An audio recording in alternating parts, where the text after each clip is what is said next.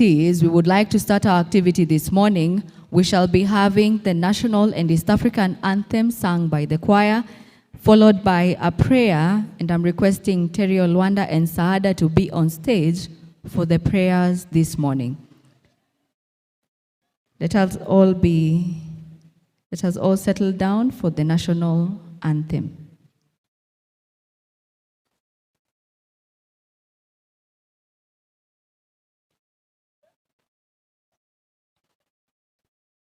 I'm requesting the students who are outside.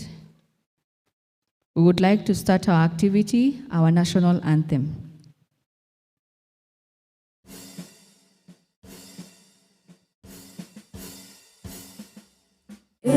Mungu twaomba uilinde Jumuiya Afrika Mashariki, tuwezeshe kuishi kwa amani, tutimize na malengo yetu.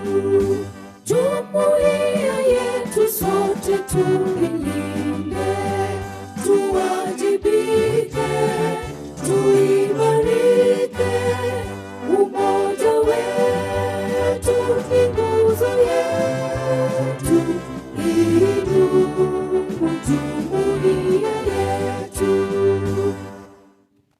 Thank you very much. We shall be having our opening prayers while we are still upstanding.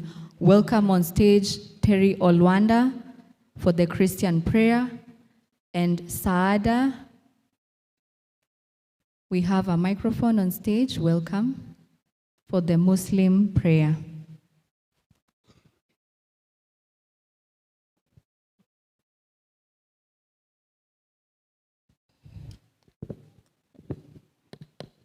Let's believe and pray. Mighty and everlasting Father, we honor you this morning. We adore you. Thank you for the gift of life you have given us, my Father. As we are going to begin this event, Lord, may you begin with us, my Father. We will invite you into this place. Until the end, we shall say thank you. And it is in Jesus' mighty name I do pray and believe. Amen. Let's pray. A'udhu billahi minash shaitani rajim. Bismillahir rahmanir rahim. Alhamdulillahi rabbil alamin. Ar-rahmanir rahim. Maliki yawmiddin. Iyyaka na'budu wa iyyaka nasta'in. Ihdinas siratal mustaqim. Siratal ladhina an'amta alayhim. Ghayril maghdubi alayhim waladdallin. Amen. Thank you. Thank you very much, Terry Olwanda and Saada. We can all be seated.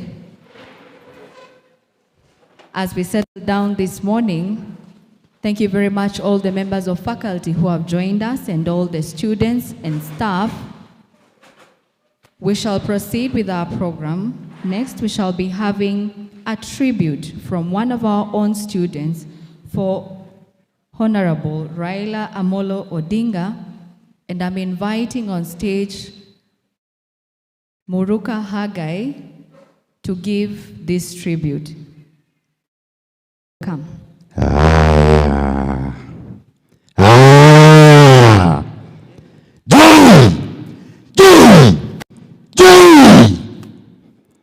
Nendike kwa baba Agwambo oi Tingawadi maber. Listen, can you hear it? The heartbeat of a nation, thundering like rain over Milele, echoing through the ridges of Bondo, dancing on the waves of Lake Victoria, whispering through the matatu horns of Nairobi. Baba! Baba! The name rolled like thunder, shaking the ground of injustice, breaking the walls of silence, lightening the skies of hope. Joy! Joy! Joy! Wanyalego, Wopin, Agwambo. From the loins of Jaramogi Oginga Odinga, freedom of fast dreamer, the concerns of restless Kenya, sprang son of fire, Raila Amolo Odinga, Agwambo, the mysterious one, the storm that will not cease. He learned early that liberty has no shortcuts, that freedom is a harvest watered by sweats and tears. He carried democracy in his chest and justice in his hands like sacred soil. Behind prison bars, he planted dreams. In exile, he sowed hope. In the hearts of the poor, he built courage. Agwambo, Tinga, Wanyalego, Joey, Baba Nyundo. They jailed him, but could not cage his vision. They broke his sleep, but not his spirit. They silenced his tongue, but not his truth. Joey, he is Tinga, the bulldozer that clears the path. Nyundo, the hammer that shapes the future.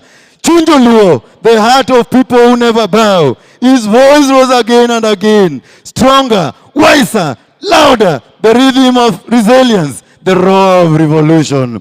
Tinga, Joey. Nyundo okolwar, Baba okonindo, Baba yueyo mos. When the nation stumbled, he became its crutch. When the nation forgot, he became its memory. He spoke for the hustler before it became fashion. He carried the dream before it became a slogan.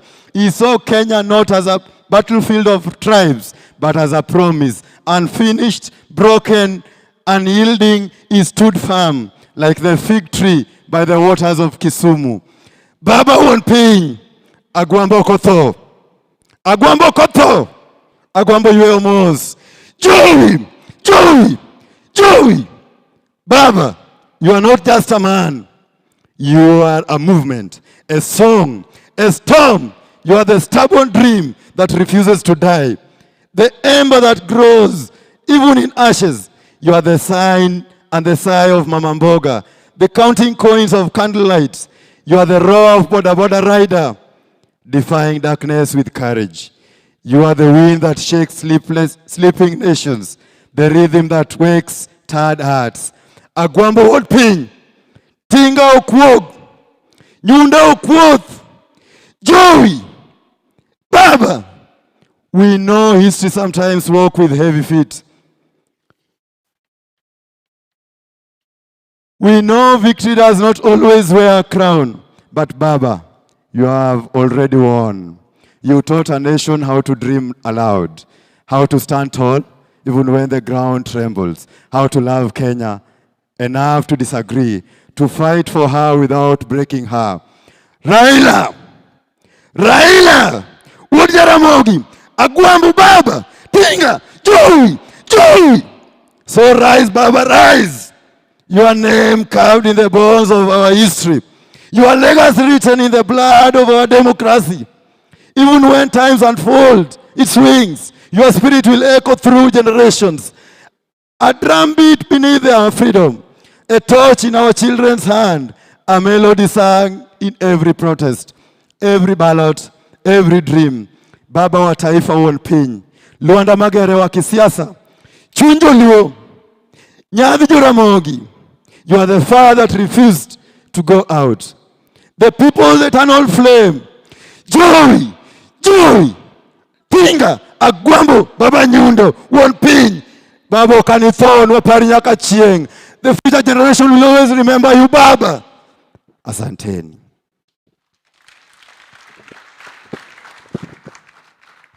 Thank you very much. We shall all be upstanding for 1 minute of silence.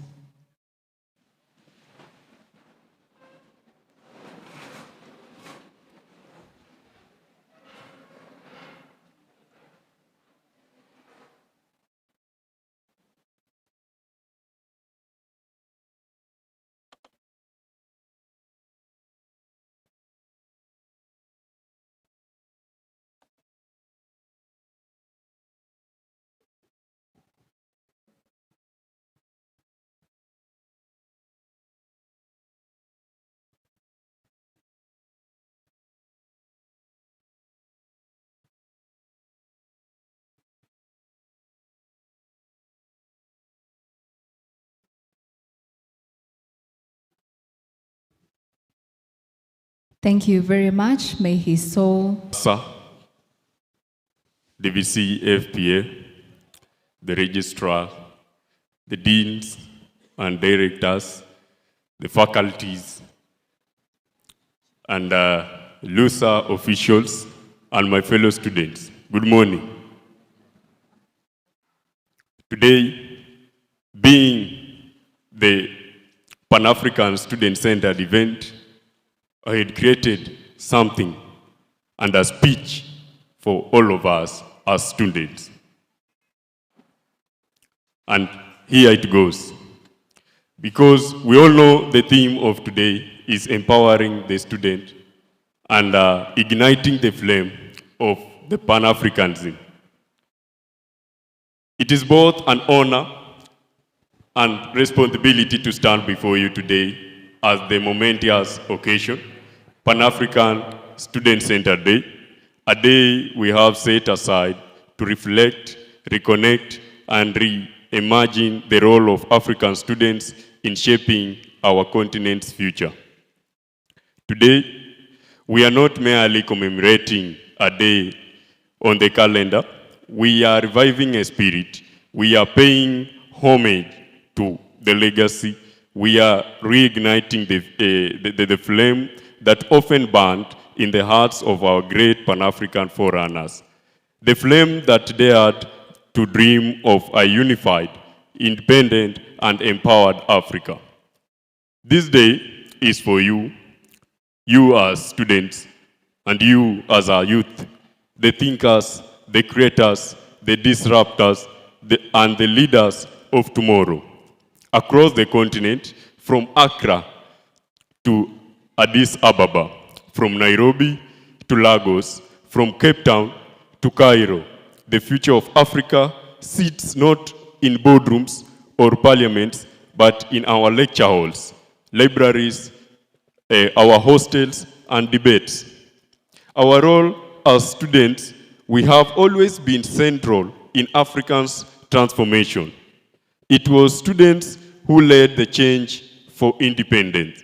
It was students who refused to be silent under oppressive regimes. And it's students armed with ideas and solidarity who will dismantle the new forms of colonialism, poverty, corruption, inequality, and ignorance. As we mark this day, let us remember that Pan-Africanism is not just a political ideology. It is a living force. It is a commitment to unity over division, culture over conformity, and freedom over fear. In honoring our past and shaping of our future, we pay special tribute today to Raila Amolo Odinga, a statesman whose life and struggles embody the very spirit of Pan-Africanism. Born incredible of Kenya's liberation legacy, Raila Odinga has been more than a politician. He is a freedom fighter, a democrat, a reformer, and a continental thinker. He has walked through fire, detained without trials for years, reviled for standing with the people, and yet he has always emerged stronger, more focused, and more committed to the cause of justice. The dignity of Africa voter, fighting for free, fair, and credible elections. In economic equality, he has advocated for inclusion and redistribution of resources to uplift the marginalized. Pan-African unity, he has pushed for the realization of African continent, free trade area, and regional integration. And above all, he has remained a steadfast champion for youth and education, believing that true liberation lies not only in breaking chains, but in opening minds. Though his leadership and vision, Mr. Odinga remains as the fight for Africa is not a one-generation battle. It is a relay, where each generation must rise, take the baton, and run with purpose. The challenge before us as youth today, African students, we face new battles, economic hardship, limited opportunity, outdated curricula, and mental weight of inherited struggle. But let us not grow weary.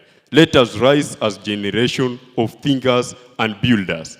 What we must do as future leaders, as young people and students, we must demand inclusive education that reflects African history, languages, and reality. Use technology not just as consumption, but for innovation and empowerment. Build bridges across our university, from Dakar to Dar es Salaam, and from networks of solidarity and shared vision. Reflect division by tribe, religion, or border, and instead embrace the common bond of being an Africa. Now, this is a call of action for us as future leaders, for us as students who have the change of Africa, and not only Africa, but from our domestic nation or our domestic country. Let this Pan-African Student Day be more than a ceremony. Let it be a launchpad. Let it inspire each of us to return to our studies, our communities, and our nation with a new sense of mission. In words of Kwame Nkrumah, the independence of Ghana is meaningless unless it is linked up with the total liberation of Africa. And to paraphrase Raila Amolo Odinga, democracy is not destination, it is a journey, and we must keep working. Let us work together as students, as Africans, as one people, and as future leaders. Thank you. Viva Pan-African, viva! Viva student, viva! Viva Raila Amolo Odinga, viva! Thank you so much. Thank you very much, our student president. I think we can do better with a clap.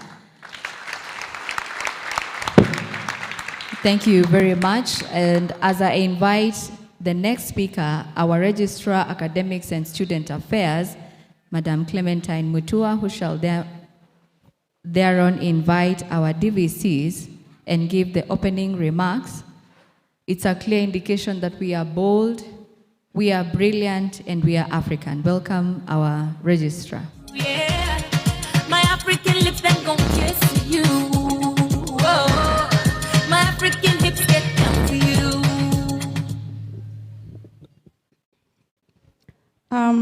In the recognition of the presence of the Deputy Vice Chancellor, Academic, Research and Student Affairs, Dr. Judith Wafula, the Deputy Vice Chancellor, Finance, Planning and Administration, Professor Ibrahim Haji, the faculty members, students from Lukenya University and other universities, and friends of Lukenya University. Good morning, all. It is my honor and joy to warmly welcome you all to this student-led celebration of our shared African spirit, wisdom, and resilience. Today, we are reminded that Pan-Africanism is not merely a political or historical ideal.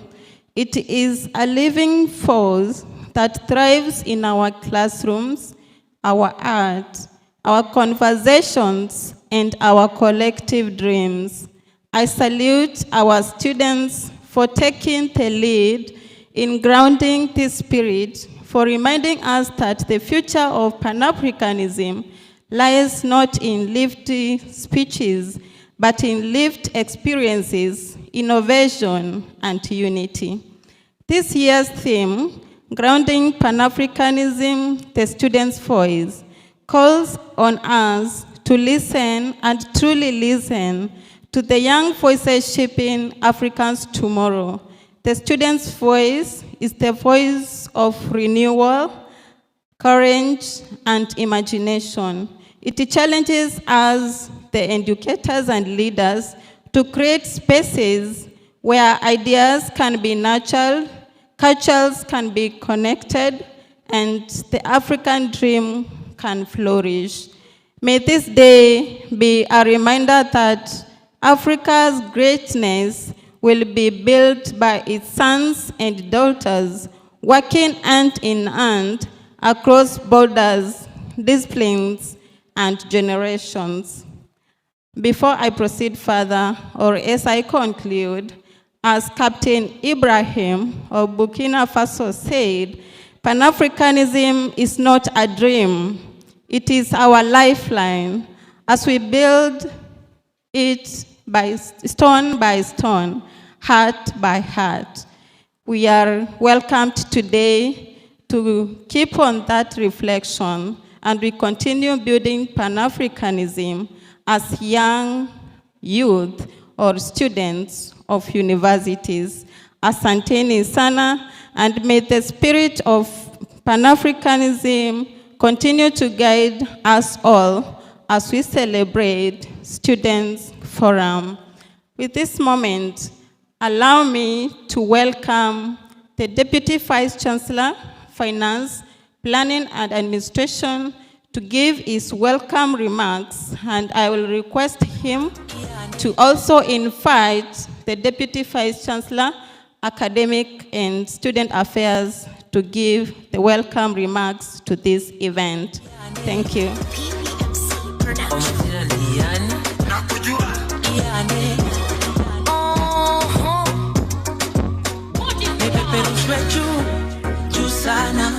Bendera yetu Kenya ipeperushwe juu juu sana. Sisi wa Kenya tunawe. Lukenya hoye! Pan-Africa hoye! Nationalism hoye! Our fathers hoye! Raila long life! Raila will rest. Raila iko wapi? Allah le salama, sio? Bismillahirrahmanirrahim. The theme of this session is grounding Pan-Africanism, the student voice. Sauti ya watoto. Good morning, distinguished guests, faculty, and our vibrant students. It is an honor to address this gathering under the theme grounding Pan-African, the student voice. Pan-Africanism is not a relic of the past. It is a living vision of unity, self-determination, and shared progress. The dream of leaders such as Kwame Nkrumah, Julius Nyerere, Patrice Lumumba, Thomas Sankara, and Nelson Mandela continue to inspire us to build an African that stands tall and united. As Nkrumah reminded us, the forces that unite us are intrinsic and greater than the influences that keep us apart. This message speaks directly to you, the youth, who are not just leaders of tomorrow, but architects of today's transformation. You are the generation with the knowledge, creativity, and courage to shape African destiny. Mwalimu Nyerere once said, the youth of Africa are the hope of Africa. That must shine through your innovations, your leadership, and your belief in African solutions to African challenges. Thomas Sankara urged us to dare to invent the future. Let this be your guiding principle. To dream boldly, act courageously, and work collaboratively across nations and disciplines. As a university, we are committed to nurturing an environment where young minds flourish through quality education, research, and innovation. By investing in you, we invest in Africa's renewal.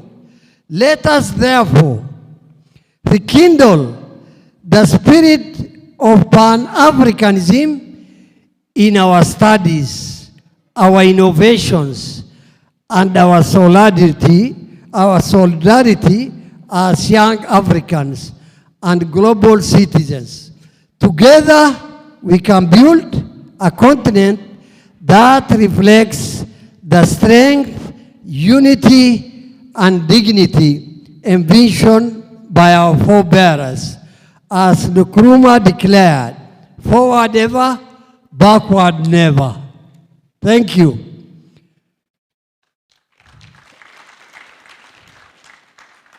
This speech is for you, those who are in the back bench. So please take it very nicely.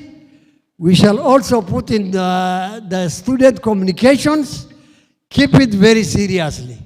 The other thing, I am not very sure, but I will be saying I'm the oldest person in this house. If there is anybody who will petition it, he can put up his hand. Anybody? No.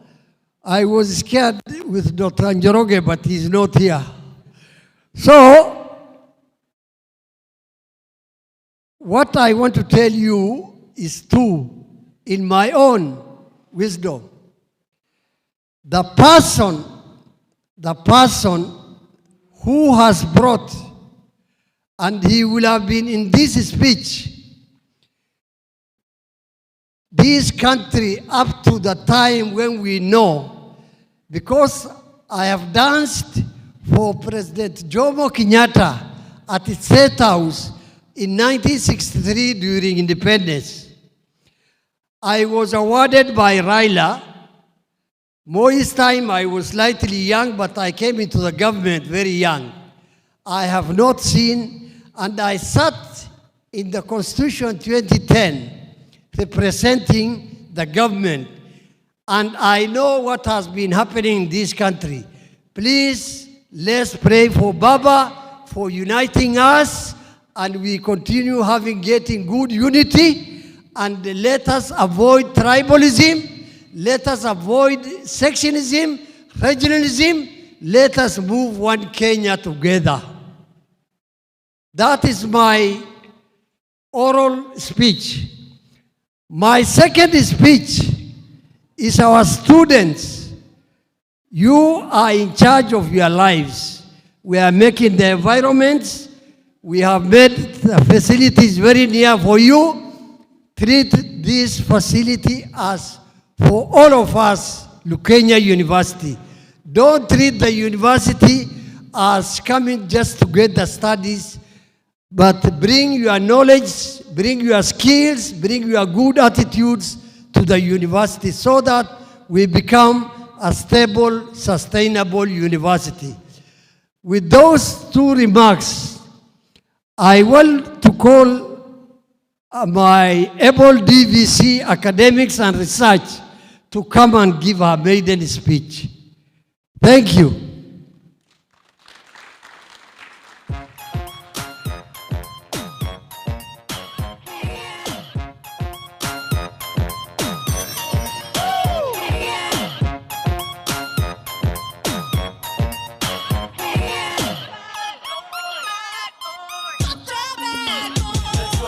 Thank you, Professor.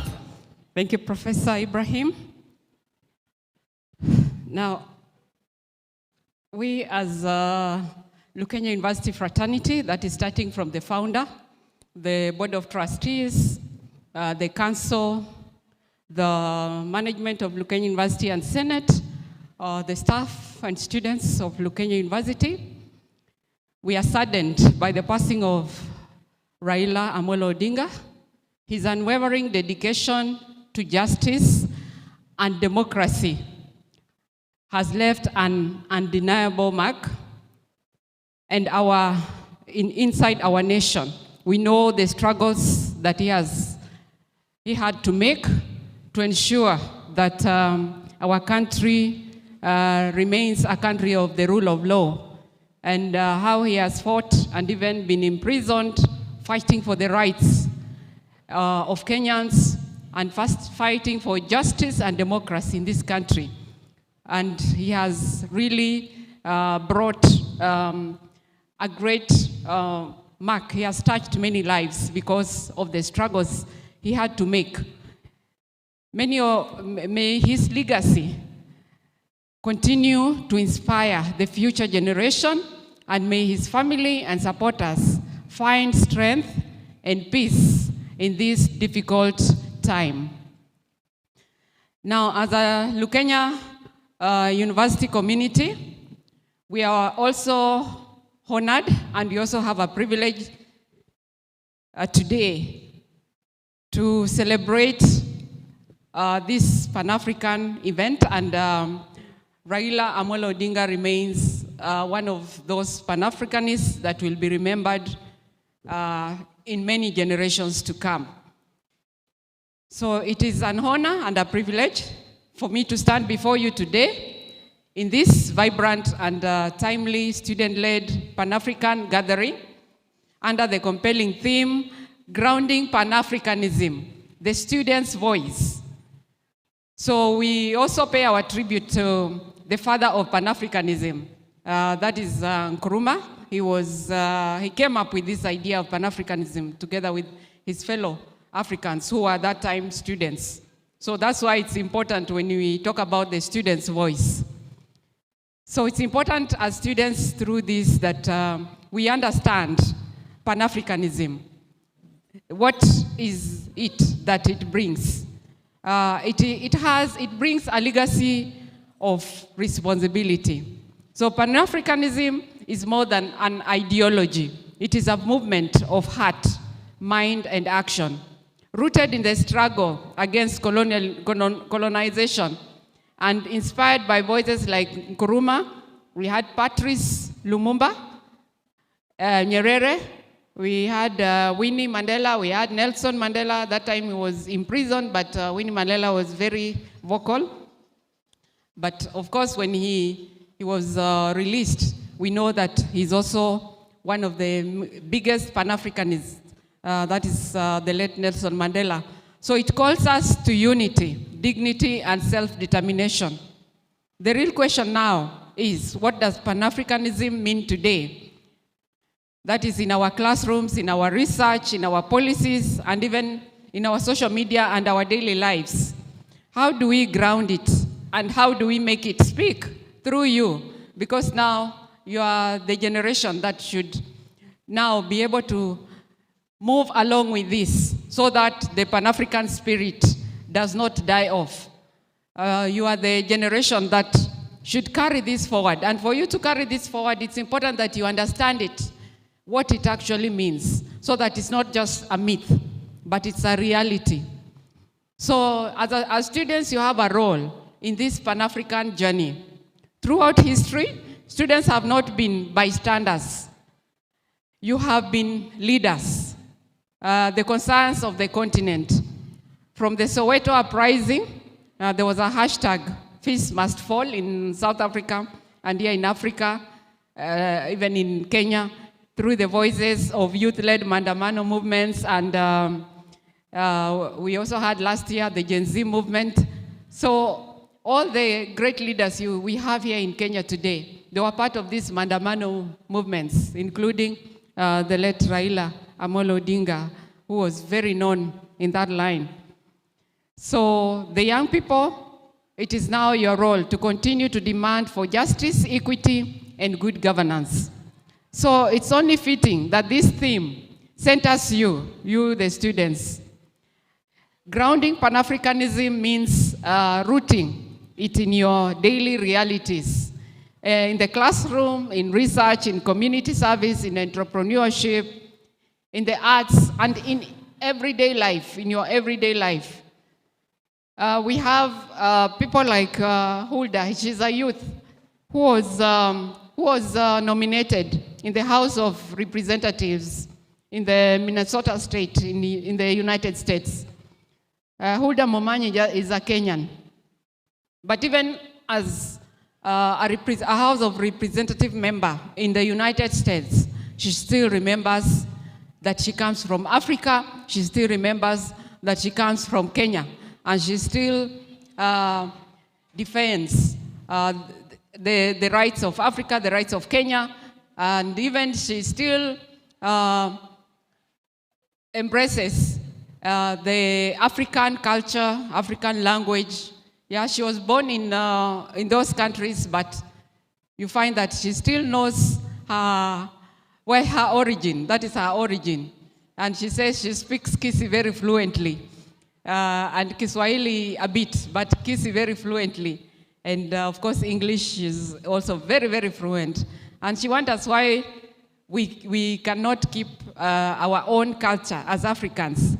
So we need, wherever we go, even if from Lukenya University, maybe you go and work in other parts of the world, we still remember that we are African. And we still remember the Pan-African spirit. Even wherever we go, we remember that we are Africans. So the more we move away from that, then it means we'll be moving away from our identity. And you know, without an identity, then it means that you become a laughingstock if you have no identity. Your identity, you know, home is always best. Home is always best. You will go wherever you will go, but home is always best. Home is always best. Even when we have gone outside in other countries, you still feel like you're missing something. This community that we usually have in our country and in Africa, that community, people living together in harmony and interacting with each other in a very free way. Very free way. It's very different out there. You'll not interact the way you interact here. It's a bit more official. It's only maybe when you're having some retreats and other events that you'll have organized that you'll be able to interact in a very free way. But in Africa, you're able to interact very freely wherever you are, even wherever you stay. Whenever even you meet people on the road, you interact very freely. It's very different out there. It's not the same way. So, and here at Lukenya University, we're inspired by our founder's vision, who saw education not just as a tool for personal success, but as a foundation for African self-reliance and unity. Through this, the impacting the community and meeting their needs for empowerment and voice. You have seen how, as a university, we are moving out there to ensure that we are impacting the community, to meet their needs, to empower them, so that they can have a voice. And even as our slogan goes, that is Postera Crescam Laude. It speaks to what the founder's vision is for us as a university. We labor for the benefit of the future generation. And that's what we are standing out for, to ensure that the future generation has a voice. And that's why we also have this event. So you should, as students, you have a voice to know, to speak about justice, about democracy, about equity, about all these things that impact your daily life. You have that voice, and that's why we're having this event, to remind you as students, wherever you are. It's not only students of Lukenya University, but students wherever you are, that you have a voice. And you need to speak about these things to ensure that our nations remain united in Africa, and even in Kenya, among ourselves, we remain united. And even despite your tribe, it does not matter. What matters is that we are Africans, and we go through similar situations, similar challenges, that together we can work together and have a better future for Africa and even for our nations. So your voice is your power. Dear students, this theme reminds us that your voice matters. You are not the leaders of tomorrow, you are the leaders of today. If you speak, write. If you write, publish. If you organize, mobilize. If you question, research. If you dream, build. So we should not just speak and not do these things. We should not just write and not publish, because if you write and you do not publish that, no one will know it. We need people to know. So we should be grounded in Pan-Africanism, so that it's not something abstract in our lives or just a rhetoric, but in your communities, your innovation, your music, your solutions that you bring and in your solidarity.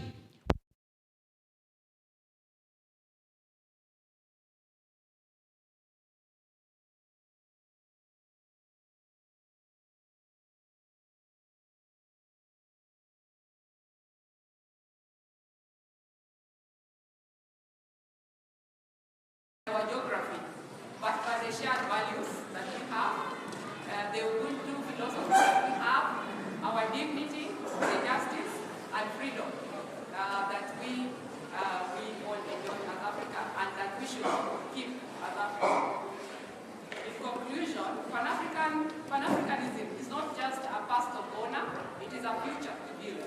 It lives in moments like this, where students rise, speak, and redefine what it means to be African in the 21st century.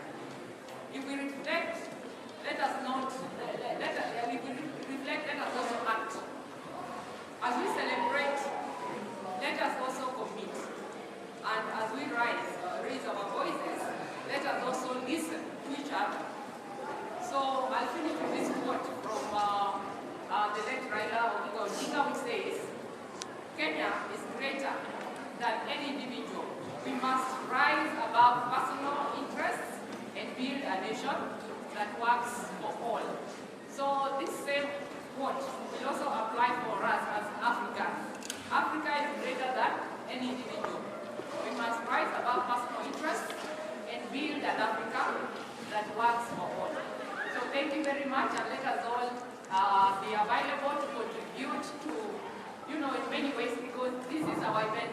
Students, this is your event. So the way you want it to be, it will be. So if you have an idea of how you want it to be, you can always reach out to the organizers and ask them on what you want to be added, what you want to know that, because this is your event and we must make it as successful and as lively as possible as we celebrate Africa, as we celebrate Kenya. So thank you very much and God bless you.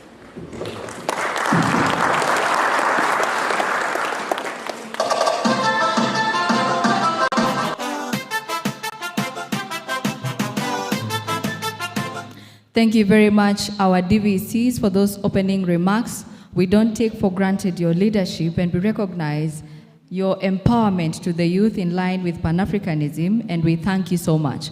We would like to have some entertainment this morning, and I'm requesting if we can have some two LUSA officials or some people who are willing to help us to move the seats on the stage behind, and I'm inviting the presentations in this order. We shall start with the Kamba traditional dance, followed by a skit. As we have some LUSA officials to help us with moving the seats behind, I'd like to recognize the presence of students who have come from TTU, the technical, okay, I understand I'll be alerted on the exact team that is joining us. So to all the universities that are joining us this morning, I say thank you very much. I'm requesting students with the Kamba traditional dance to prepare themselves to get on stage. This is your time. Taita Taveta University, karibuni tena sana. It's a warm welcome to you this morning. Thank you very much, all the students who are helping us to move the seats behind. If we can get another person as well, it will really be helpful.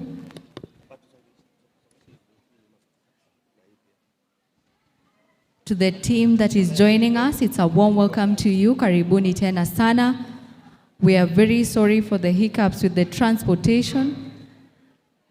And thank you so much for arriving from your universities to join us. We don't take your dedication for granted. Karibuni tena sana. The Kamba community, I'm requesting you to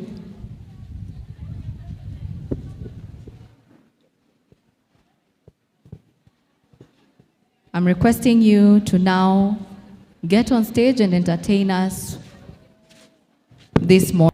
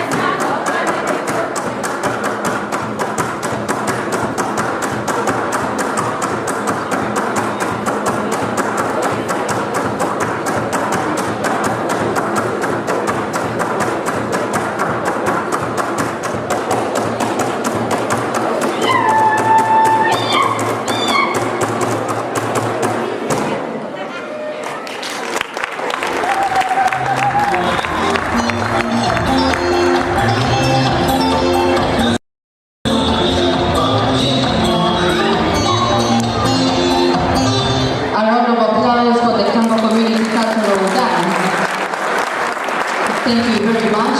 Next on stage, we shall be having a presentation from the Lukenya University Drama Club. Welcome on stage.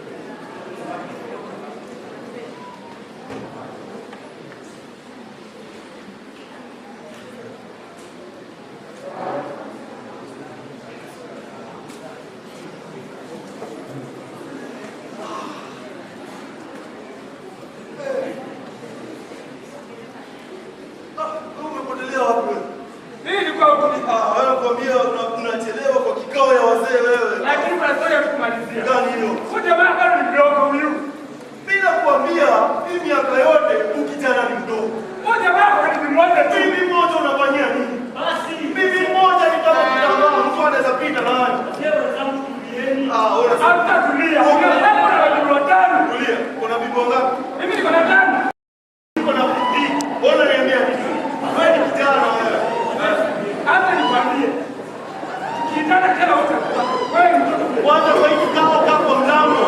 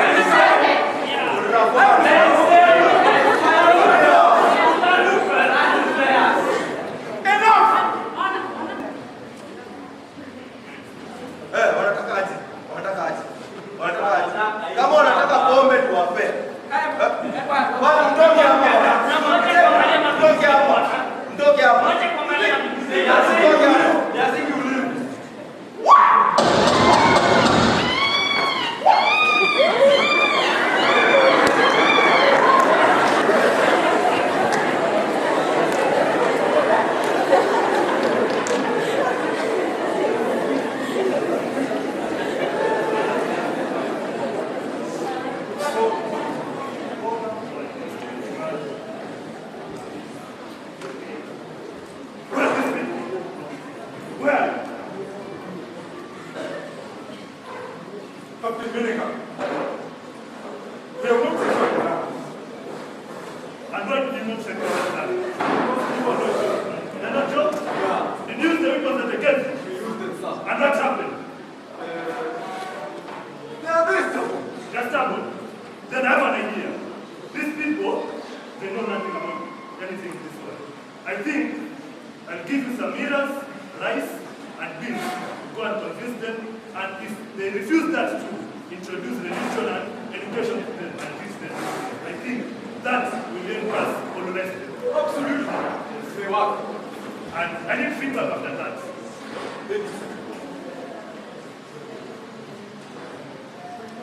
Limited. I'm going to impose I will teach them. And I'll give them religion. They must know the Bible. They must know we are from the British. They don't know Musa. Are they stupid?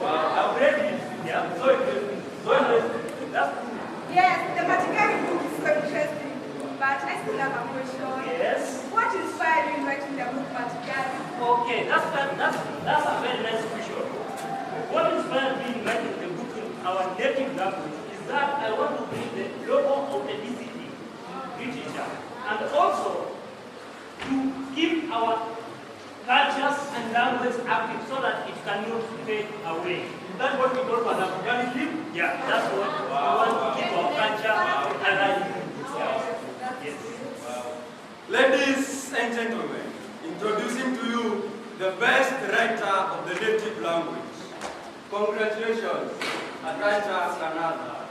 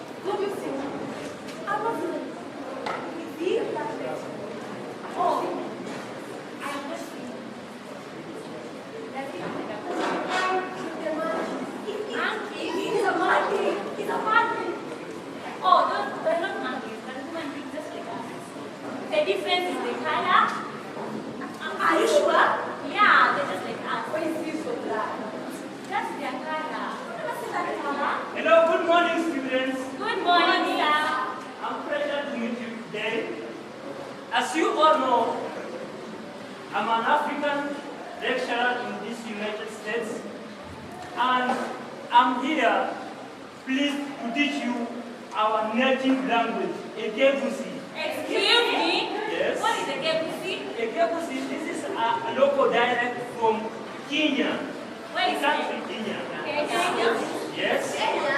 Yeah. The country with floating lion? Yes, that is it. And you know what? Are you interested in learning Ekebusi? Yes. Excuse me? Yes. Okay. Ekebusi, this is a local dialect from one of the Bantu-speaking communities in Kenya. So I will start by giving you our local names. I will call you Nyanchoka. I will call you Omede. I will call you Obake. I will call you Oganjo.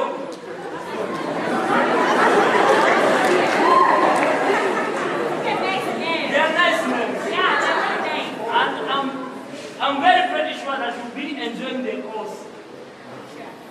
Can you teach us how you greet in your local language? Okay, that's where we start from. In the morning, if you find a person, you just greet him or her. Buakire.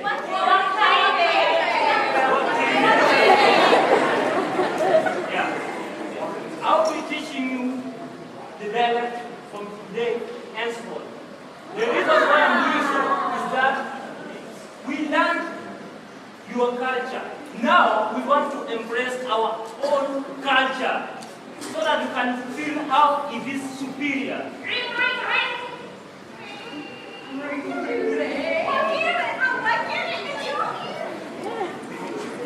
And I am not a lecturer, but I will teach you Kikuyu. Semeni Moriaga! Moriaga! I am Salimiki Bana. Moriaga! So this is a drama production, wanting to show you how much we can embrace our culture to a point of teaching them what they taught us, but about us, our language, our love, our unity. A Lukenya production.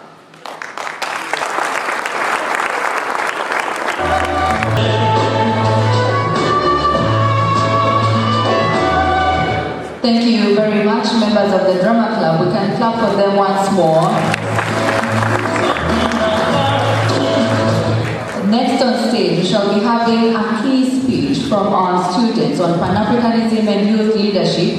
And I'm inviting on stage Jack so that he can present to us this wonderful speech that shall be followed by an African dance performance by the Lukenya University Dance Crew. And thereon, we await a presentation from Great Lakes University of Kisumu, followed by a presentation by Taita Taveta University. Welcome on stage, Jack, for the key speech. I'm inviting some students to get the podium ready.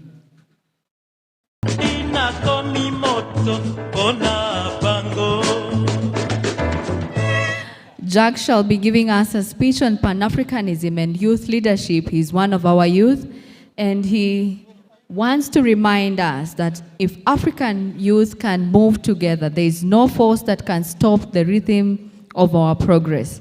So I'm kindly requesting that we be very keen, and it's a warm welcome to all the universities that are joining us this morning. Karibuni tena sana. Jack, this is your time. I understand he was still on the skit that is from. For Jack as he gets on stage, thank you very much. We are also live. We are requesting you, our dear students, to get on your social media and give us a shout out at Lukenya University. Welcome on stage, Jack. Thank you for showing me this great opportunity, the faculty of Lukenya. Distinguished Deputy Vice Chancellor, Registrar Academics, esteemed faculty, and the brilliant minds of Lukenya University. Today, we stand at the confluence of history and destiny, assembling beneath the luminous banner of Pan-Africanism. That majestic philosophy born out of resilience, baptized in the fires of struggle and consecrated by the unyielding spirit of our forebears. Pan-Africanism, both brothers and sisters, is not a mere mantra by recited at ceremonial gathering. It is the pulse of our collective consciousness. The rhythm beats every African heart that refuses to enslave the inferiority of imprisoned by imitations. When Kwame Nkrumah declared that independence of Ghana was not meaningless unless it was linked with the total liberation of African continent, he was not indulging in the lofty rhetoric. He was uttering prophecy, craved into the very marrow of African destiny. He foresaw that political independence without economic liberation would be a mirage in the desert of disillusionment.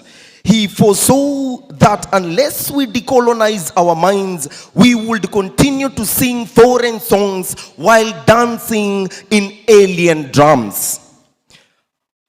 Too long have we been victims that I call epistemic colonization, where African minds, rich in wisdom and potential, is taught to despise its own genius, revere important thoughts. Too long have our universities become a mere echo of chambers, borrowed philosophies. But here, in the noble hill of Lukenya University, we must reverse that tide. We must claim our intellectual sovereignty. Let our classrooms become the new front lines of liberation, where the African minds is sharpened sharpened not by imitation but by innovation. Let us dare to dream of affirmation that we too are capable of defining the world through our own lens. For Pan-Africanism is not a relic, a name emblemed in the Museum of Memory. It is a living creed that calls us to unity, to self-belief, to audacity of purpose. It summons us to remember that from the ancient pyramids of Egypt to the golden civilization of Mali, from the wisdom of Timbuktu to the resilience of the Mau forest, Africa has never been a dark continent, only a continent darkened by misinterpretation. And yet, 6 decades after the independence, Africa still bleeds from the lashes of colonial master, not from the lashes of colonial master, but from our wounds to inflict ourselves.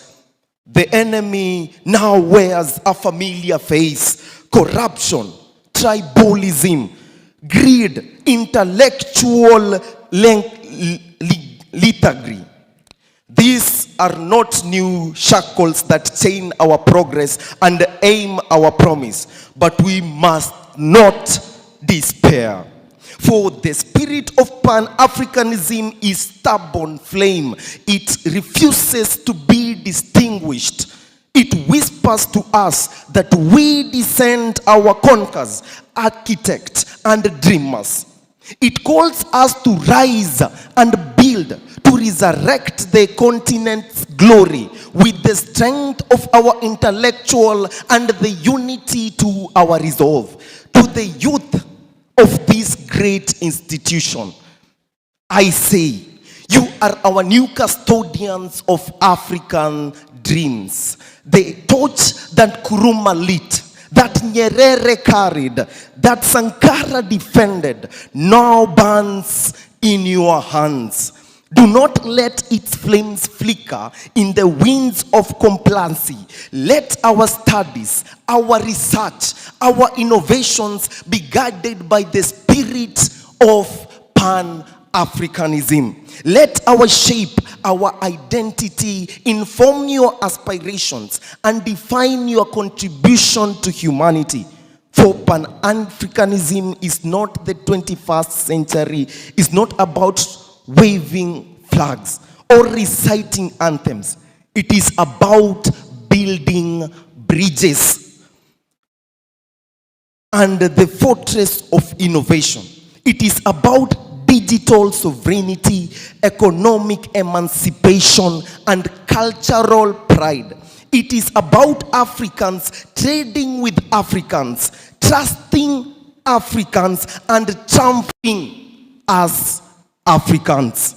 Today, as we celebrate this sacred philosophy, let us remember that Pan-Africanism is an unfinished symphony, a melody begun by our ancestors, whose chorus awaits the harmony of our generation. We must complete that songs with courage, with intellect, and with unity. We must refuse the gospel of impossibility and embrace the doctrine of African possibility. Let us rise with conviction that Africa's time is not tomorrow, Africa's time is now. Let us believe with unyielding faith that the black man and woman shall forever walk in the shadow borrowed of dignity. And when our history turns its pages once more, may it stay upon the hills of Lukenya generation, of a generation of Africans stood up and declared with one voice, Africa shall not kneel. Africa shall not beg. Africa shall think, build, and rise. Long live Pan-Africanism. Long live the spirit of African unity, and long live Lukenya University. Thank you. Thank you very much, Jack. I'm requesting if we can be upstanding. That was our keynote address, and we appreciate Jack better. Let us stand and clap properly. Thank you very much, Jack. Let us clap kindly. We are not. Thank you very much. Indeed, we are the generation that will transform potential into prosperity. Next on stage, as the podium moves to the back, we have an African dance performance by the Lukenya University dance crew. Thank you very much, our dear students. Thank you, our models, for your dedication. Welcome on stage, the Lukenya University dance crew. To the team on social media, thank you very much. It's a big shout out to you this morning. Thank you. We have the hashtag Pan-African Vibes, One Africa, One Dream, Africa Youth Rising. This is your time, the Lukenya University dance crew.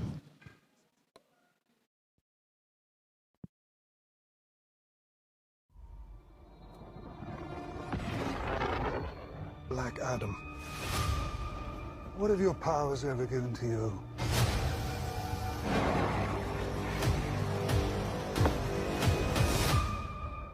Nothing but heartache. I was a slave until I died. Then I was reborn a god. My son sacrificed his life to save me.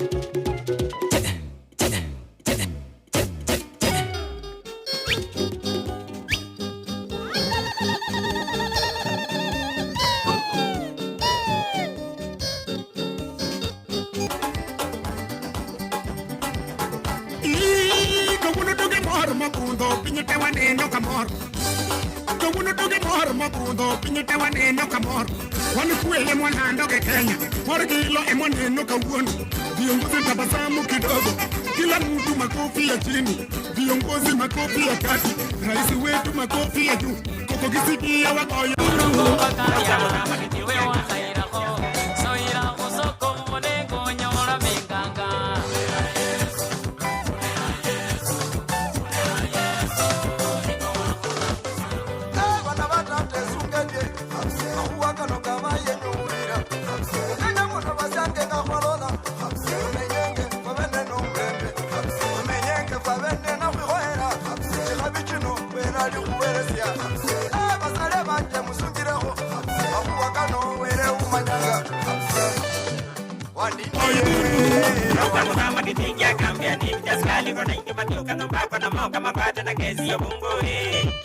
Mami jengo na tandoto, tata jengo na tandoto.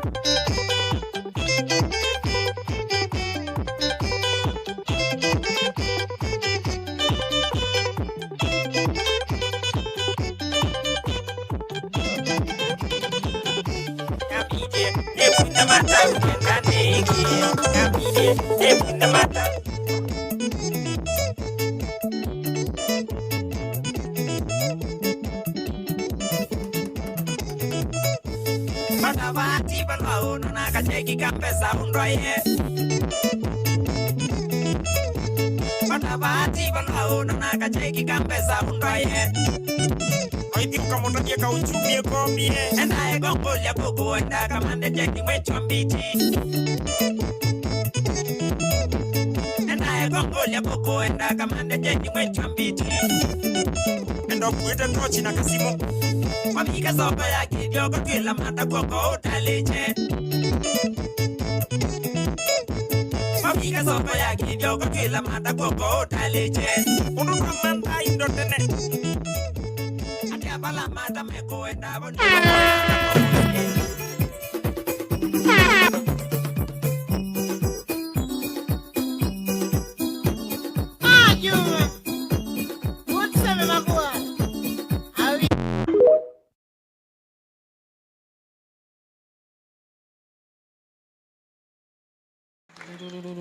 Thank you very much, the Lukenya University dance crew. As we're in the mood for dance, I'd like to invite a very brief dance presentation from the Meru community. Welcome on stage. And I'm requesting also we prepare the presentation from Taita Taveta University. Welcome on stage, the Meru community.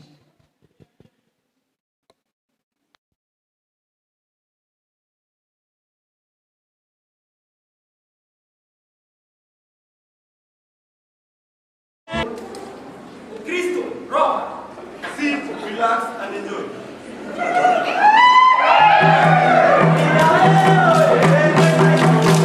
Yeah.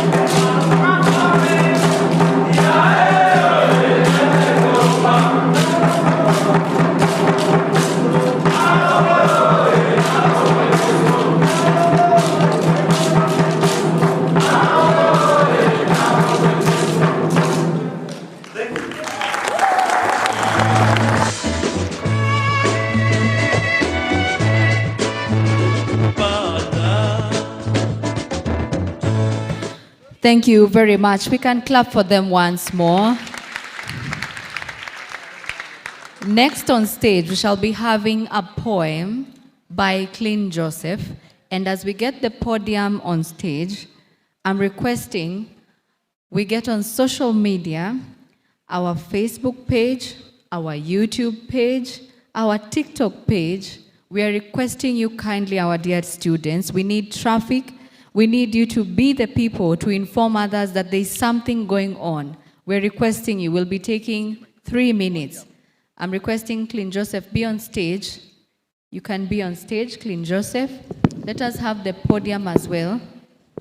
Kindly, comrades, to all the staff, to all the visiting universities, let us get on our social media pages. Shika simu. Shika simu. Shika simu. Shika simu. Tell your grandmother that we are live.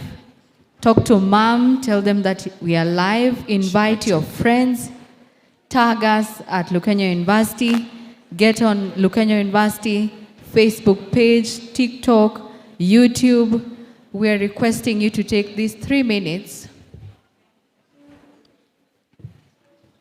so that we can give us a comment. You can take a selfie. You have your friends with you. I'm requesting the men's choral choir to be on standby that shall usher us into a student-led Pan-African dialogue. So thank you very much for all who are getting on social media. Thank you very much to everyone who's taking a selfie and tagging us at Lukenya University. Okay, wonderful. So welcome, Clean Joseph, who has a poem. If you're happy, clap once. If you're happier, clap twice. And if you're happiest, clap thrice. I hope you're all doing good. Africa is awaking. And Africa is waking from every corner. But as Africa wakes, I stand before the mirror of time. And what I see, a nation bleeding in silence, a land so rich yet crawling poor, a people tired, a people sore. They sell us hope wrapped in lies, they print our dreams, then raise the price. The youth are lost, the elders weep, and the leaders feast while children sleep. See, hospitals full, but medicines none. A mother scream, my child is gone, yet a doctor prays, Lord, what can I do? When the system is rigged to profit from you. You see, and we have fought. Oh yes, we have fought. We have fought against viruses, against sins, against hunger, drought. We have buried our own in pandemic waves while leaders looted the funds they gave. COVID came, but what did they do? They stole the mask. They sold us the cure. When the streets were silent, their fears were so loud. Their bank's account were getting proud. And when we thought we'd breathe again, another sickness comes, creeps in vain, a virus of debt, a virus of hunger, a virus of bills, an epidemic of leaders who do not lead. You see, look at the youth who are broken, a generation drowning in smoke, rolling the dice, lacks selling their souls for a gambling dice, a gun in hand, a bet it placed, a dream is lost, a hope is erased. But who owns the game? Who rigs the play? Who takes the money and who goes away? You see, they profit from our addiction. They sell us our dreams of fiction. But when schools come, when the rent is due, the landlord always wins, never you. And in the dark, the youth inhale a puff of hope. The youth inhale a cloud so pale. You see, the cloud of cigarette, shisha. The name sticks, and it's all the same. Addictions creep where dreams once stood. Where fathers walked, now fathers are hooked. Who floods the streets with the poisons? Who sells the death? Who takes the voice and who makes the nation dies? Not from the war, not behind the door. When we cough, our lungs collapse. The system shrugs. no solitary. You see, the sickness we fight is so strong. It's not in hospitals, it's in the throne. It's in the pocket of men in suits. It's in the scandals. It is in the goods we loot. These are the sicknesses we're fighting. These are the billions they're stealing we cry for.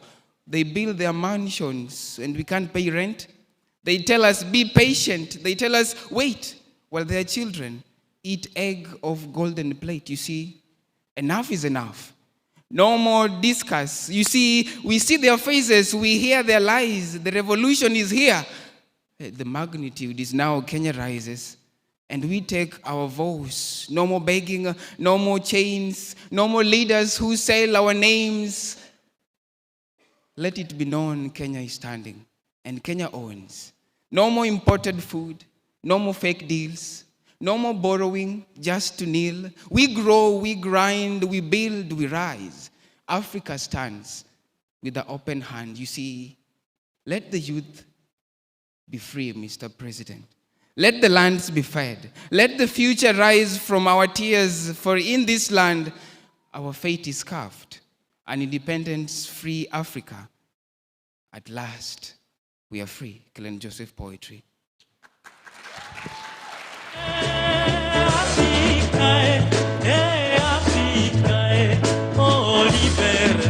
A round of applause once more for Clean Joseph, one of our best poets in this university. Thank you very much.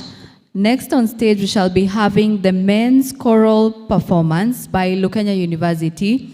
And as this team is getting on stage, I'm requesting the team led by Dr. Bernard Nyabwari to be on standby, the student-led Pan-African dialogue that shall be coming next, and followed by a presentation from Newton, the Catholic choir. We shall also be having a showcase by the modeling team. So we have a lot in store for you. So I'm requesting the men's choral to get on stage.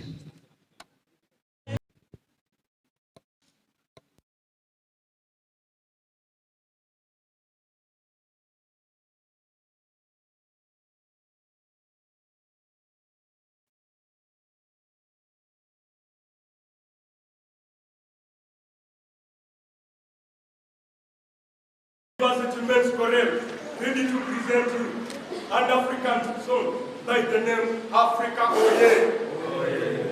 And a lifestyle band by the name Muindi Wamangala.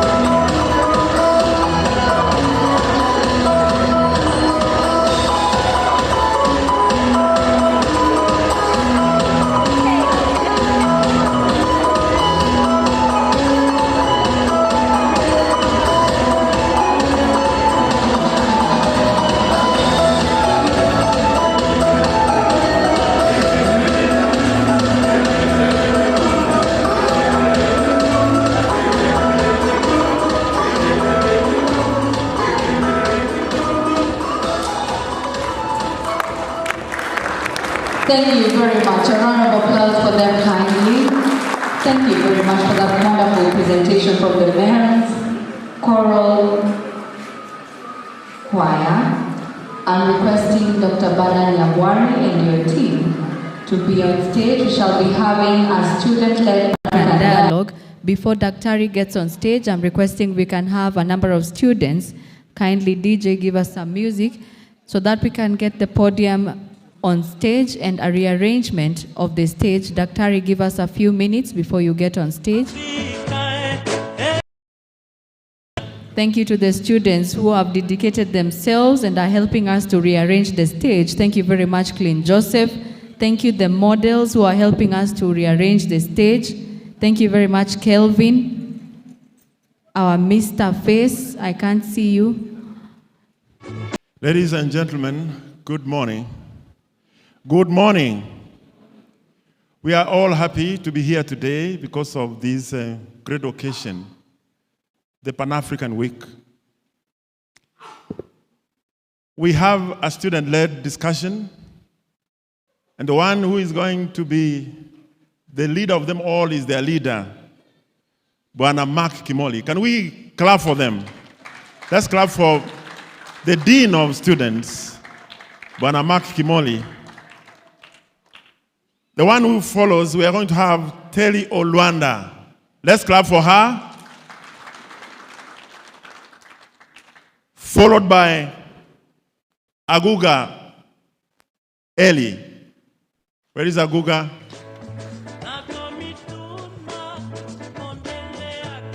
Africa is a home for all of us. Africa is a peaceful continent, a continent full of culture, a religious continent, a continent where everything is found. That's why all the way they came to exploit Africa, to exhaust Africa for their benefit.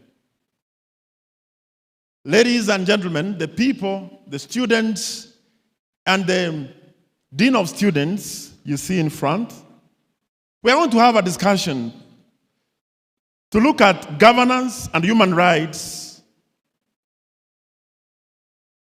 We are going to look at women, leadership, and inclusion in Africa. It will be very wrong for us to begin our discussion without mentioning a hero and a Pan-Africanist, the Right Honorable Raila Amolo Odinga, who is lying in a casket today.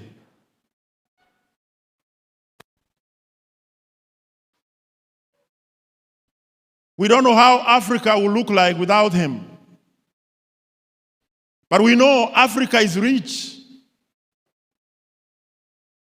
We have had great Pan-Africans die, others rise. And we know the spirit of Pan-Africa is among us. I want us to remember the words in song of Baba. Down the way where the nights are away and the sun shines daily on the mountain top. You know the song?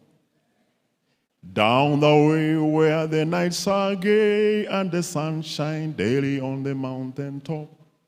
I took a trip on a sailing ship, and when I reached Jamaica, I made a stop. But I sad to say I'm on my way, won't be back for many a day.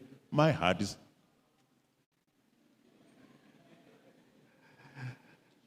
My heart is down, my head is turning around. I had to leave a little girl in Kingston Town. Ladies and gentlemen, Madam Terry, give them the mics. Give them the mics. We need the mics.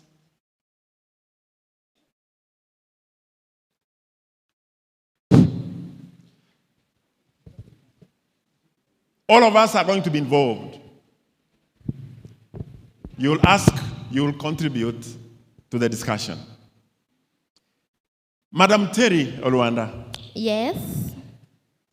What can you say about governance and human rights? What do you have for us this morning? Okay.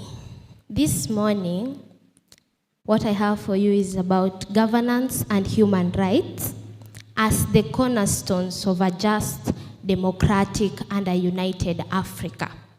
When I say governance, it's just how a leader leads people in a country or a nation. But to us, we have narrowed down that governance begins at home, how your father is governing your home. When we talk about leadership, human rights, these are just the protection and the freedom of people in a nation that they experience. When we talk about just, it's being fair. And when we talk about democracy, that Baba was promoting, now he's led, for the people, by the people, of the people. United, that's why, United Africa, that is why Pan-African is here. When we narrow down to governance, we are going to talk about transparency, we are going to talk about participation, we are going to talk about rule of law, we are going to talk about all that. Thank you, Mr. Bernard. Thank you so much. What about issues of transparency and accountability in Africa, Aguga? Is there transparency in Africa? Are there issues of accountability? What's going on in Africa? Is Africa going ahead or Africa is going back? Oh, thank you very much, Dr. Nyabwari. Actually, the truth be said, Africa is in another place that can't be determined. Let's say the transformation, actually Africa has not met. And it is high time that African leaders has to rise so that we can meet them. One of the things that we have to understand is that we have the kind of leaders that when they are there, they are not ready to come down. They cling on to the power. You'll find some of them have ruled for almost 39 years. Some have ruled for 43 years. And to make it even ironically, they are vying for the last terms, wondering what are they going to do for this period that they've not done for the 39 years that they've been in the power, 43 years that they've been in power. I know you know the country by yourself. And also, I'm very proud of our president that says, nothing I can do in 10 years, I can't promise you that I can do something in 10 years if I can't manage it in 3 years. Then therefore, that will be a wastage of resources. What do we mean? We should plan in a way that will elevate Africa to the next level. Leadership is not about controlling people, but transforming from one place to another. For instance, we have Rwanda. Currently, the GDP of Rwanda is 12.5 billion USD dollars. That's an improvement. That led by President Kagame, though he has been in the power for 20 years. That has, not 20 years, 25 years. That's a very, very good improvement, despite he has been in the power. But also, we should allow now brain minds to be in the power. Mark, what are some of the unfortunate issues in Africa about transparency and accountability? Okay, thank you very much. Some of the things that affect transparency in Africa, I'll pick one of the African writers. In The Trouble with Nigeria, Achebe says that most of our leaders, or people we entrust to lead us, suffer from what we call poverty of thought. Poverty of thought. That is, they could be thinking, but they are not thinking. I'll give an example. I don't want to mention the name. He uses in that text. He says, the leader said by the year 2000, that's Nigeria, 2000, Nigeria would be a superpower. The same year he pronounced that, a German chancellor said, Germany is not a superpower and it does not intend to be one. So when the year 2000 came, Germany was a superpower and Nigeria was like Kenya. We are not superpowers. So one of the biggest problems facing us is false images of ourselves. As Africans, African leaders, we want to portray ourselves in a position or in a state that shows we are better, but we are not better. So the moment we pretend we are transparent, even from our deeds, from our speech, then even the systems we run, they are rotten. There is no transparency. Maybe next time I'll say something more about it. Thank you so much, our Dean.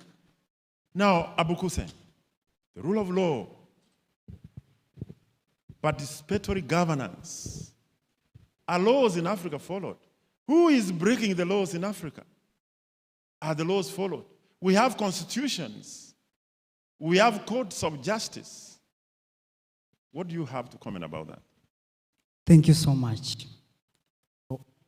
Of rule of law and participatory leadership. In Africa, we have rules that are set through the aspect of constitution. Most of the African countries have constitutions that were implemented by great leaders like Nelson Mandela and even the Right Honorable Raila Amolo Odinga, whose soul should rest in peace, who fought for the 2010 constitution in Kenya. And therefore, there are these rules. But the problem with the African countries and the African leaders, it's implementation of what the constitution contains. On the aspect of participatory leadership, we have a problem in most of the African countries. Because the young people, and not only the young people, but also the people in general, they are not included, if not all, they are not included in the leadership aspect of programming. So this is where the problem rises in terms of the governance and leadership. But otherwise, Africa has got rules and there are laws.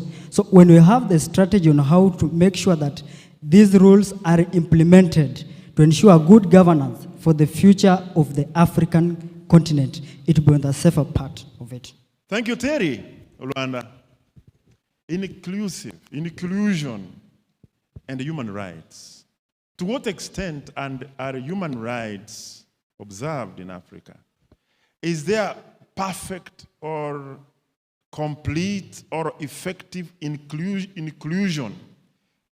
If there is no inclusion, there is exclusion. Who is playing this, and how much is this affecting Africa?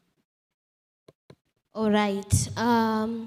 With the human rights, I came to realize everywhere we have human rights, but not everywhere in Africa we have respected human rights. The rights can be there, but they are not being respected everywhere in Africa. So that is the situation according to the global reports. And inclusion, slightly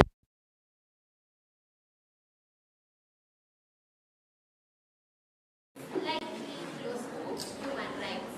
Human rights applies to some people who have voices. What about the minority? So when we talk about inclusion and human rights, we as young blood, we are supporting right now that these human rights should be for both the majority and the minority, to include everybody, despite your language, despite your color, everybody in one, to have respected human rights. Thank you. Sorry about that. Are you getting us at the back? No. Bow back. In Africa, there were no microphones. There were no Africans. We have the voice enough for all of you. How much has an African child, an African girl child been empowered? Has an African woman been emancipated? Who is affecting the emancipation or empowerment of African women? And how has this affected the country? Where are we? May I introduce to you Okot Dollars.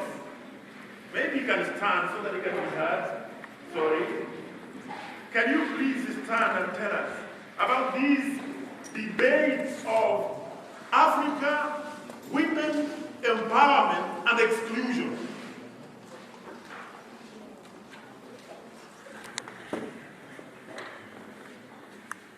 Thank you so much, Thiani, for introducing me so that I can take or we can discuss this theme about women, leadership, and inclusive governance in equitable representation, not only in governance, but also in our society.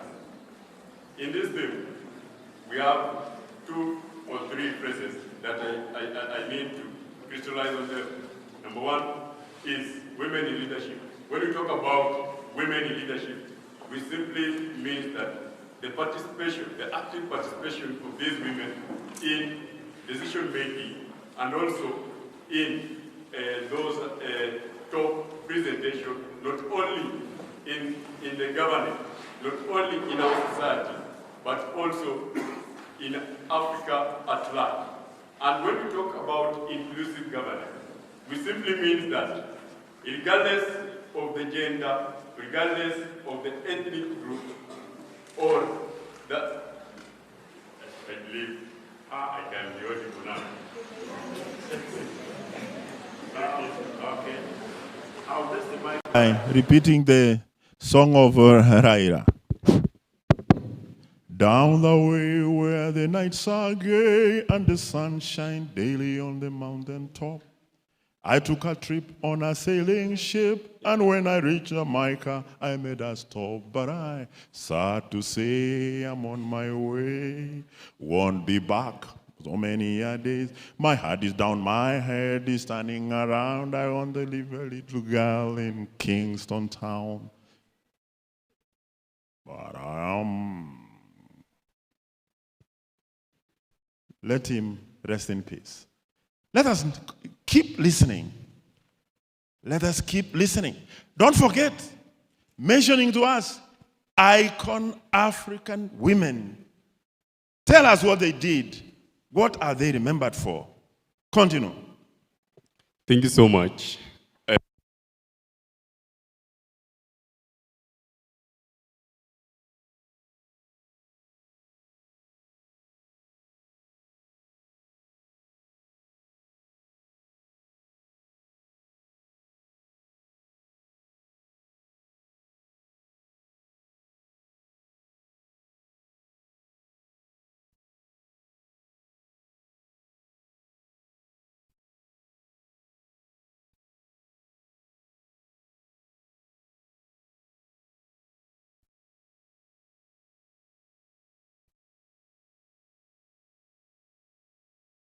And in this context, as Thiani has asked me to talk about those figures, those women figures that have contributed to Africa continent and where we are, not only as a country, but also as an Africa continent at large.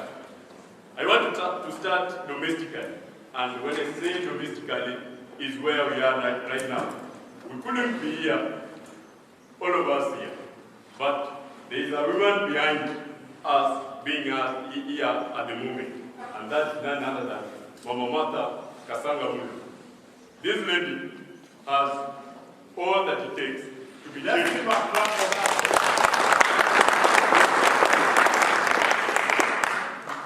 Yes, she has so many achievements, but I will mention but a few.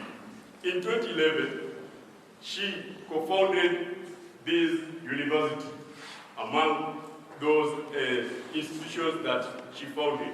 Lukenya University was co-founded by her, and cherished and credits are being given unto her. Then, in the year 2021, Mama Martha Kasanga Mulwa founded the library, the great library in Makueni County.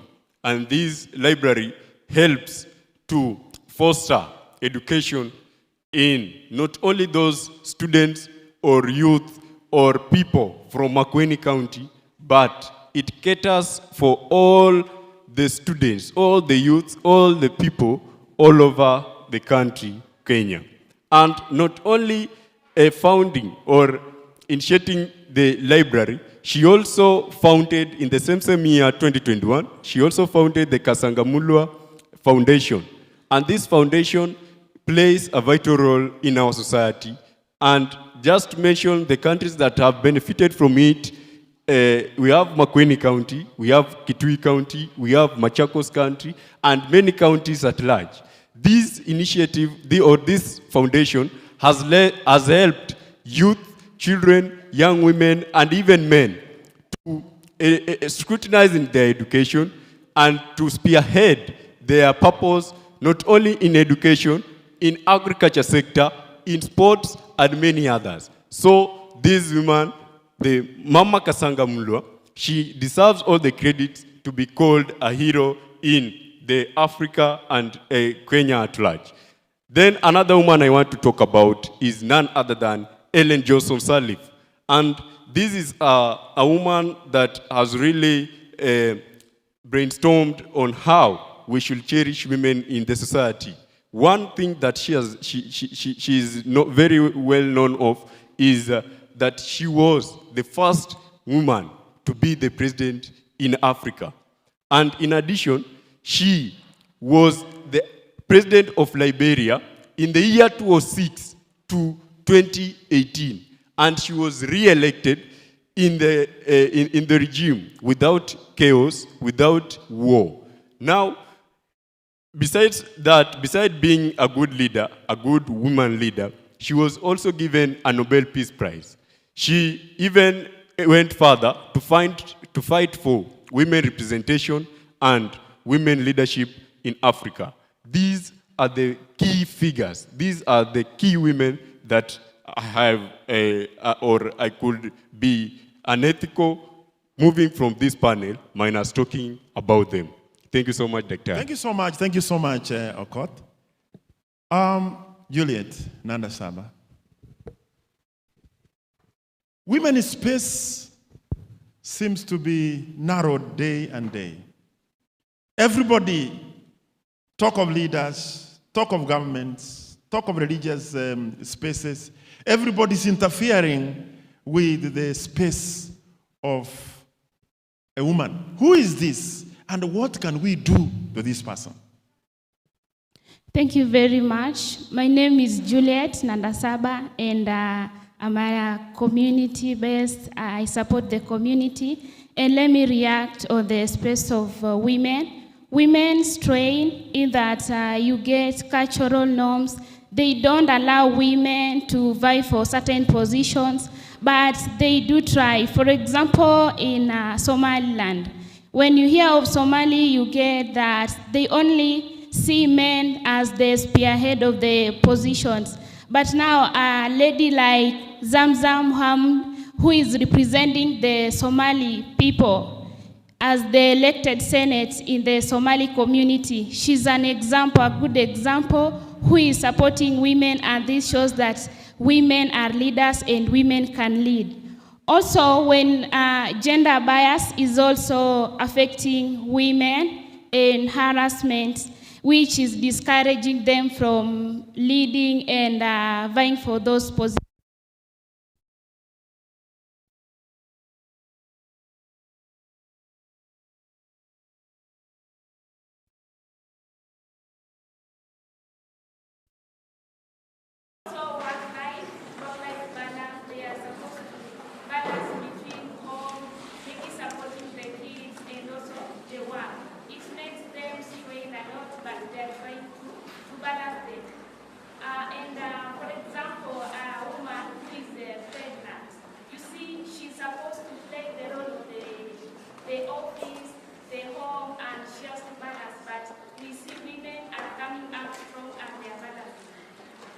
Thank you. Yeah, as we have seen, the African woman, everybody is straining the space of African women. African girls, when you go to schools, you find that girls are not given the best, you know. They are not emphasized on as that will be the boy child. Now, Brother Joseph Thiani, women empowerment. women emancipation. Who is not empowering women? And what can we do to whoever is not empowering women? And what will be the benefit if African women are empowered? Thank you so much for that question. See, ladies and gentlemen, this is not just a talk about women leaders. It is a talk about Africa itself, of the struggles, of the resistance, of the transformations, and of the hopes. You know, when women rise in leadership and in government, we are not just seeing them occupying space. We have seen them shape the rule of the type of leadership we have, and women's leadership has acted as a catalyst for African transformation. We have an historical journey recorded. Women stand and transform through leadership. It has made a shift from the situation that we normally have in Africa. And this leadership beyond the presidency.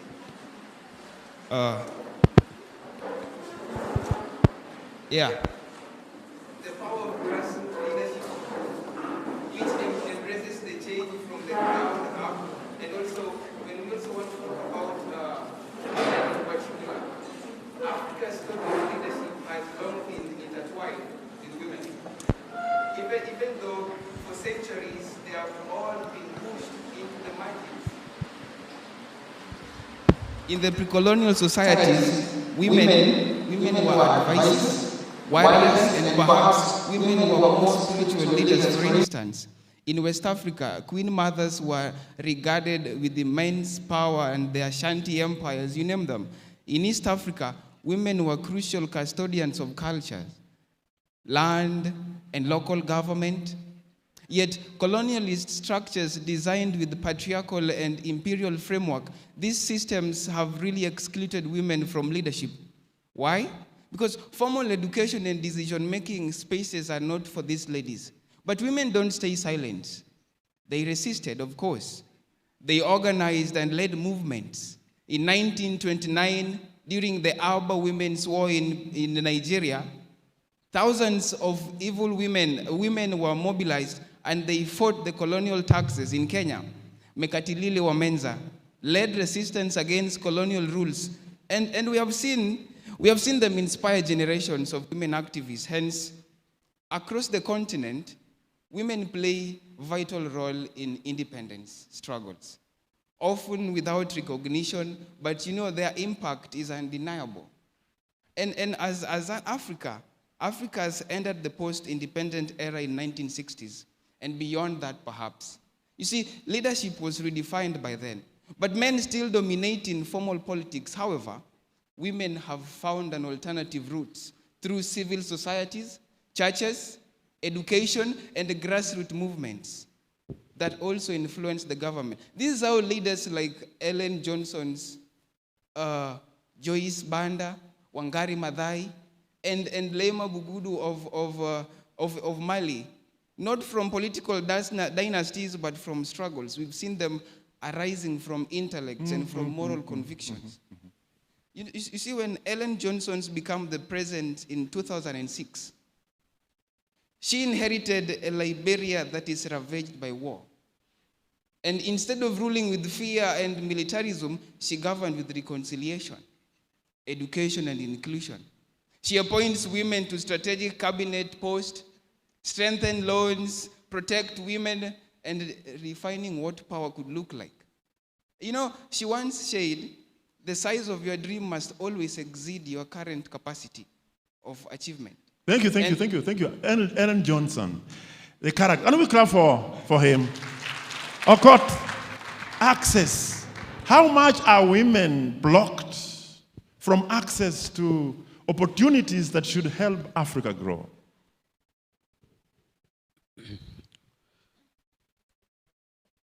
Yes. Okay, thank you so much.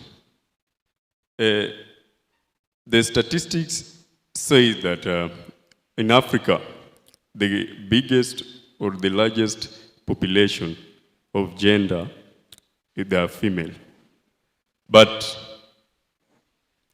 even if we take a look in the statistics in the room, we will justify that women are really the majority. But when it comes to leadership, they are being undermined. They are being discriminated. In what sense? Number one, we have education. Education sector, mostly in the rural setup, women or young women are being denied the accountable education. You find that a young lady is being forced to go in or to engage in under a marriage because maybe the parent wants something from someone, or he or she has a debt to someone. So he decides to exchange the daughter with the prize. But when we do away with these things, when we try and implement the education to each and every gender, despite of this, the location, even those ladies or those young women from a rural setup, to acquire adequate education, I want to promise that these women will have a good access to a government. Another thing is about a cultural heritage, whereby in other cultures, they perceive that women, they don't need to be educated. Their role in society is in the kitchen or babysitting. But when we do away with those thoughts in our minds as Africans, and we try to educate these young ladies, these young women, because as I started the conversation earlier, I mentioned those crucial women that have played a part in Africa, and not only in Kenya, but also in Africa. We can have many ladies as those, and I want to promise that Africa won't be the same. Another thing is in employment. In employment sector, you find that there are jobs that people perceive that women can't participate or women can't be employed in those jobs, that they are only jobs for men. But in real sense, that there is a saying that says that what a man can do, a woman can do better. Why can't we put a policy that regardless of the gender, regardless of the person, he or she is eligible to be employed in any of the job? Thank you so much. And under Sabas, we seek to move to the audience. African mothers and motherhood. The African mother's womb. Go on. Thank you very much. As we know, in our culture, African mothers are highly respected. And they are known for their natures, the values they instill in their children. Even in our community, when you have that father, the drunkard father, when he wants to send a harsh word on you, he will refer to the mother. So when you are obedient, that one was instilled in you by your mother. The respect you have was instilled in you by your mother. For example, we can look at Wangari Maathai. She's called Mother of Trees. She instilled the value of the love of the environment. She planted trees, supported the community, and we as Lukenya University, we as Kenyans, we have came up with that idea. We are also practicing it. On 10th this month, we planted trees in honor of Mazingira Day. And we did that because of what she started. And we as ladies, we are also coming up, we are supporting her idea. We are checking what she did. We are now coming up with it. We are following the values. And we can also look at Marshall of Madagascar. She also fought for the rights of women and children. So they were violated, they didn't have the say, and now she came up, she supported, and now ladies, women are coming up, they are speaking on their own. they are fighting for their rights and they are being heard. Also, we have, let's talk of our own here, Mama Martha Kasanga Mulwa, the co-founders of Lukenya University, which is promoting free education to our ladies. And these are the ladies who are coming up as the future leaders of this country. And these are the leaders which the country is depending on just because of the lady who came up with this initiative of starting a university. And as even you can see here, we have the ladies here, and we are the upcoming Pan-Africanists in the coming future. Let's clap for them. Thank you. Thank you. Now, before Terry takes the mic, Brother Mark, men are the problem to African women. True or untrue? Men are the problem to African women. I don't know if I should say speaking, standing, or sitting. Standing. True. I have 4 points that the African woman faces 4 obstacles. The first one, patriarchy. The second one, religion. Religion. I've said religion. The third one, crooked legislations. And the fourth one, I can say economic dependence. Now, to solve those problems, we don't need to go around the bush. And I'll explain. African women just need education. Just education. And that's why they are here. All these people here, it's about education. And there'll be different African women, including these ones. These ones are already different. Now, let me explain a bit. Patriarchy. Last week, those of you who saw a video of a Somali old man weeping because he had paid dowry for a girl he was waiting, she gets to puberty next year and marry. Then the law had changed. So he was weeping, what happened to my goats, my camels, The man is the age of my grandfather. My grandfather passed away in 2004. Now, he's complaining about a girl who is 11. He's paid dowry. Now, patriarchy takes different forms. Sometimes it goes even into the women. I did some research, I'll tell you. There's a certain community in Kenya that does FGM, but they hide under, it's women who are doing it. But those women, if you listen to them, they are doing it because there are men behind it who would like to enjoy it, done it that way. Now, let me not talk about that. Patriarchy still today has taken another form, and that one way I'll go to crooked legislations. I'll give 2 cases, and I think you've heard of them. The first one was a case of Hakimi, the footballer. You heard of it? The second one was last week, a case by Akon, the musician, who, when the wife was asking for divorce, it was found that he had only 10,000 euros in his bank account. Yet everybody knows he owns estates, clubs, schools, everything. All those things were in the name of the mother. Those are legislations. Wow. Do you want me to continue? Now, let's go to religion. Let me look at the major religions we have and what they've done to our women. Islam says, marry women who seem good to you. If this one is good, that one is good, that one. 2, 3, or 4. If you may not, let Allah be chaste until He provides. Christianity says, whoever finds a good wife finds a good thing. It means all men are good. It will depend. It's only the women. There are those who are good, those who are not good. Women should be submissive to their husbands. The husband is the head of the house, just like Christ is the head of the church. Now you can see what religion is doing.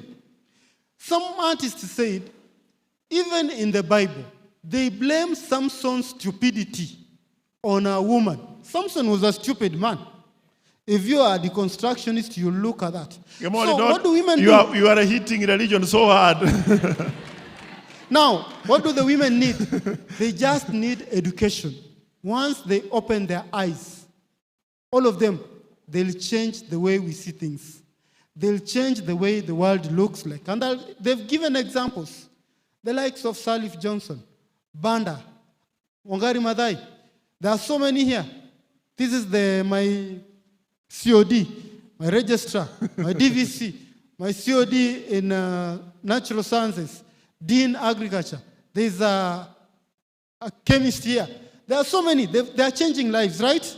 So if we have all the women getting education in Pan-African, from a Pan-African perspective, we get our women in Africa educated, we'll be somewhere. I'll be giving example when you give me some more time. Thank you. I'll give you some more time. If there will be time. Terry, what do we do? What do we do to these African men so that women can be free? Okay, I will answer your question. Thank you so much. The thing I want to say is a major problem is not even lack of education. I am here, I am being educated, right? The problem we have with the men is that they are egoistic enough not to accept us once we are more educated than them. I am earning a salary more than you. I am a doctor more than you. It is difficult for them to accept us. So what I am saying to the African men, accept us when we grow, even if we grow above you. And let me stand when I'm saying this. You saw me when the president was looking for the button to press in the microphone, right? I went there, I wanted to just press that button for him.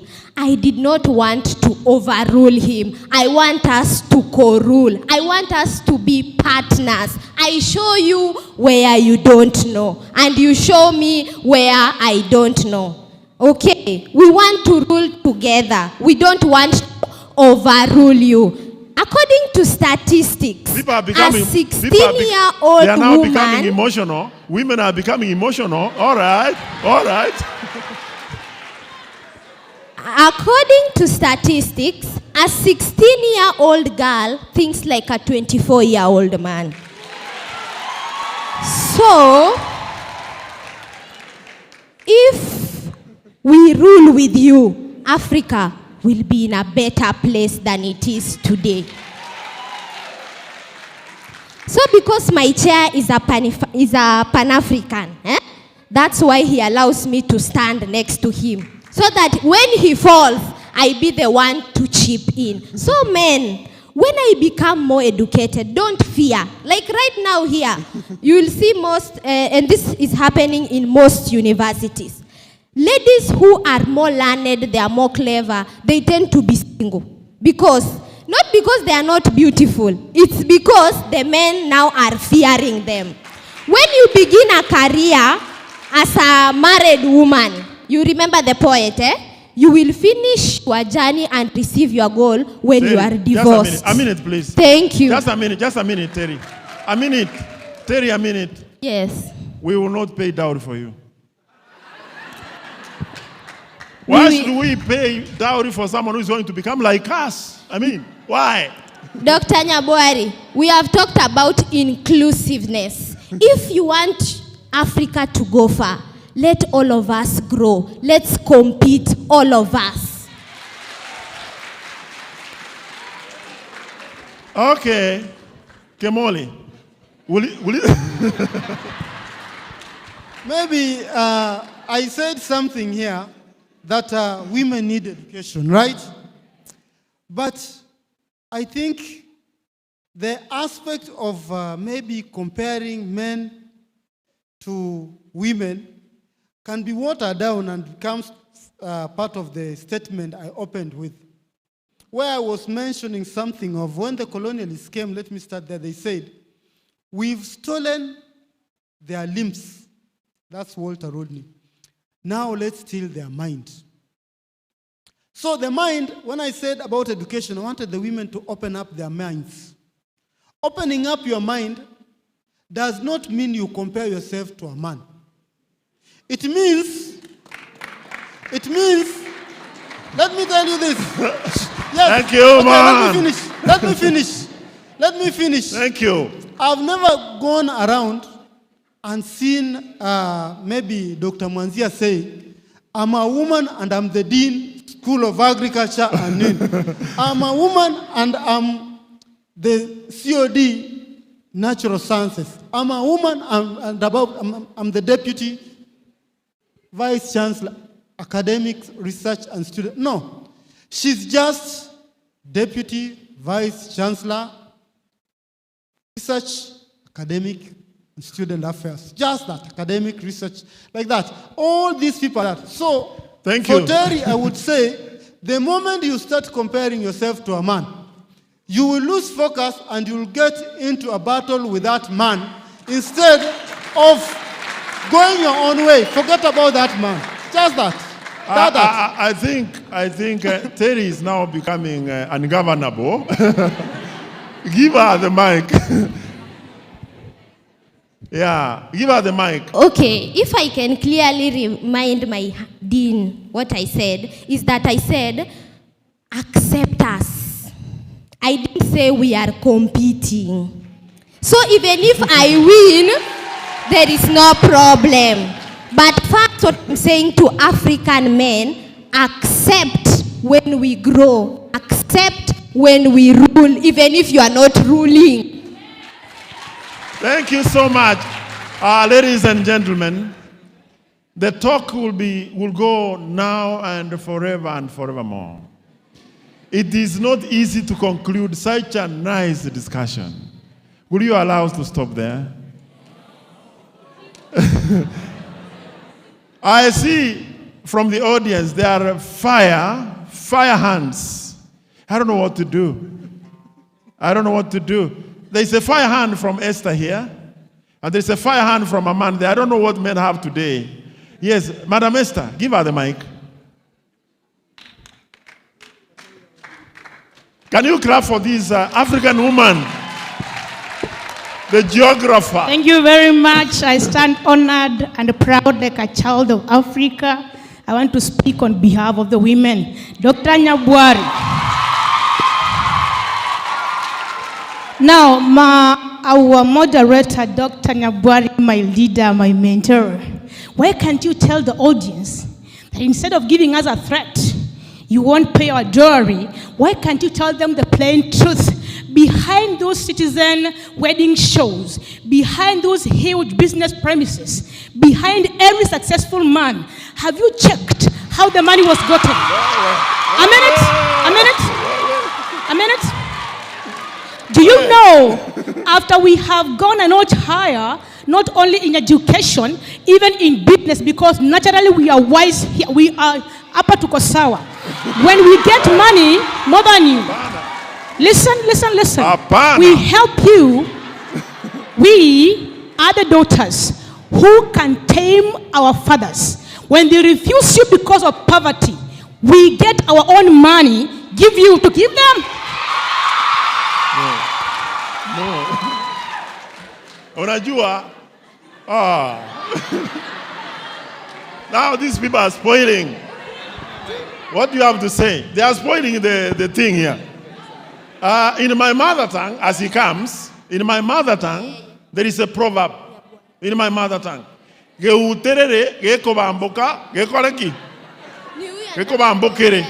This is what it means. Listen. This is what it means. Get a biton which is rained on, bring it to the house, make it warm. When it is now warm enough, who suffers? We bring you from your homes, young, desperate.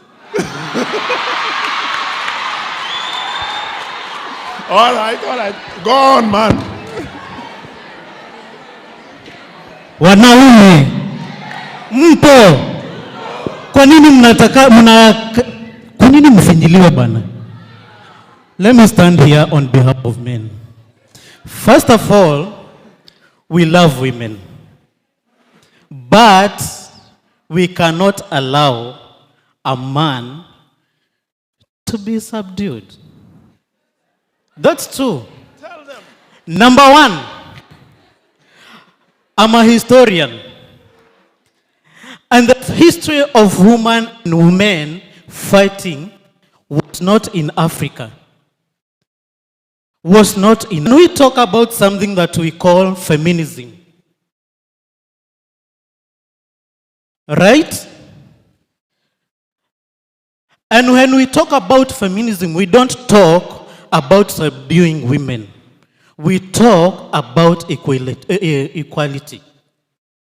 First of all, yes, we allow women to go to school, to get education, to do whatever they want. But that now cannot change the fact that a man needs to lead. Tell them.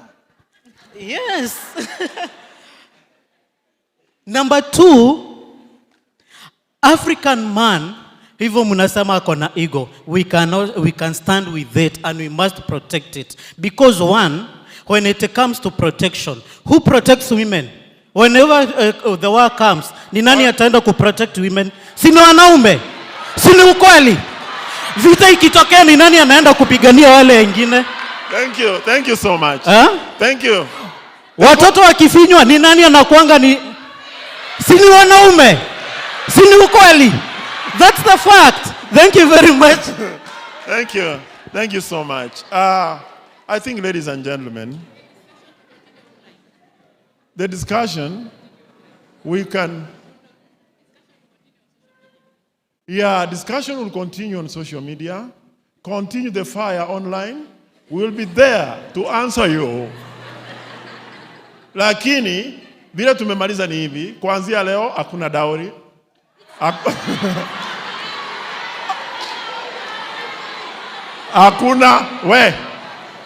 Hakuna fair.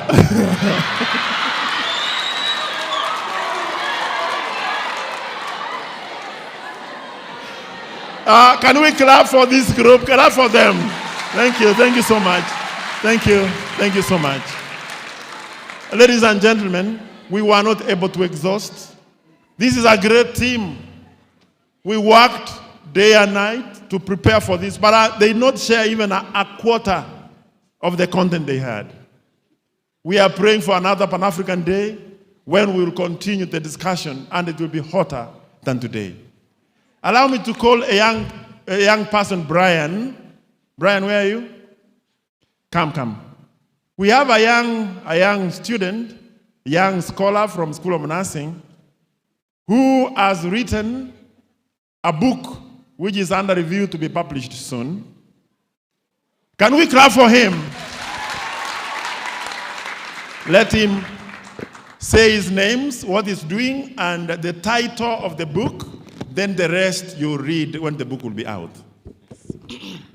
Let's clap for him. So, have you ever noticed, if you look at the African map closely, you'll see it will resemble a photo of a giraffe. Sinakaa hivyo. Hadi sasa ya Afrika imenona mashavu, si ndio? Anyway, my name is Roy Brian. I am a student in nursing. I am a 1.1. And I've written a book.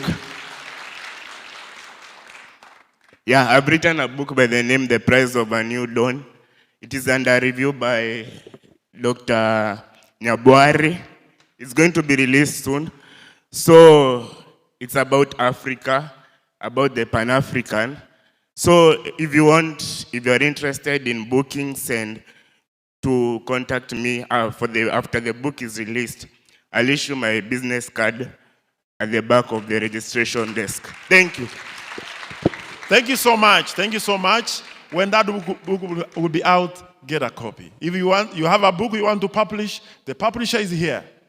We will do it for you, and you'll get your dream actualized. Thank you, and may God bless you.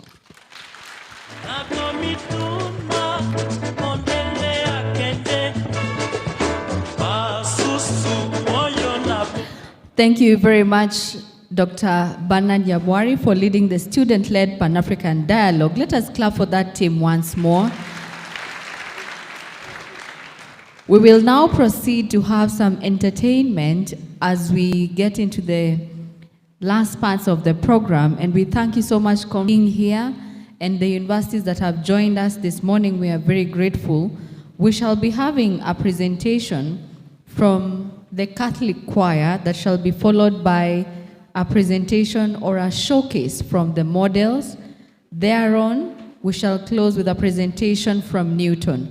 I'm requesting for the universities that have joined us, I'm requesting for an alert on our readiness so that we can bring you on board into the program. Thank you very much, Meru University of Science and Technology, the Technical University of Mombasa, Taita Taveta University, thank you very much. I'm requesting the Catholic choir that has a number, get on stage. If we can have some people to also get the podium to the back, it will really help us. Thank you so much to everyone who's on TikTok. It's a wonderful experience with you, and the comments are buzzing on YouTube as well. Thank you very much. Thank you very much also to the team on the Lukenya University Facebook page. We really appreciate what you're doing and inviting people across Africa to enjoy these wonderful conversations on our Pan-Africanism. I would like to inform the people online that our Pan-African Institute is open for you and I, and we are proud as Lukenya University.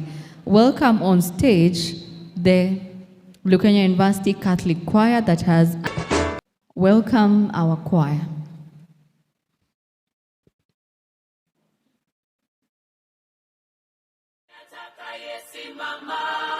Who will stand and yatakayokosa? Who will lead? Twende pamoja, twende kwa imani. Let's go together, let's go with faith. Barabara za zamani zimefichika mavumbi, lakini roho yetu bado ina mwanga mkuu.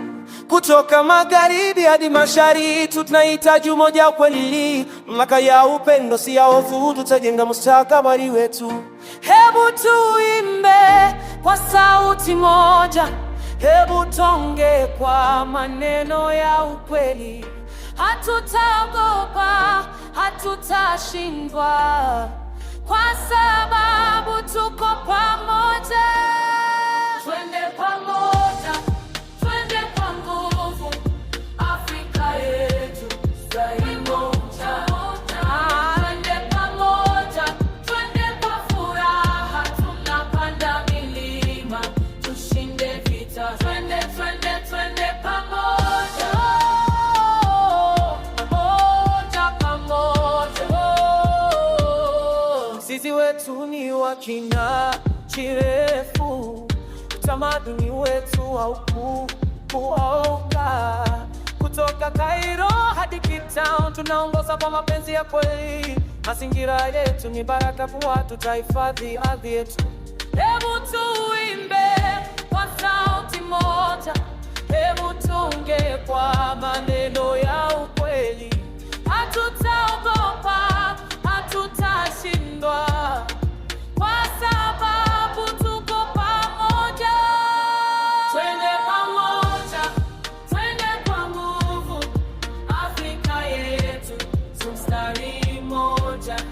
Twende pamoja, twende kwa furaha, tunapanda milima, tushinde vita. Twende, twende pamoja.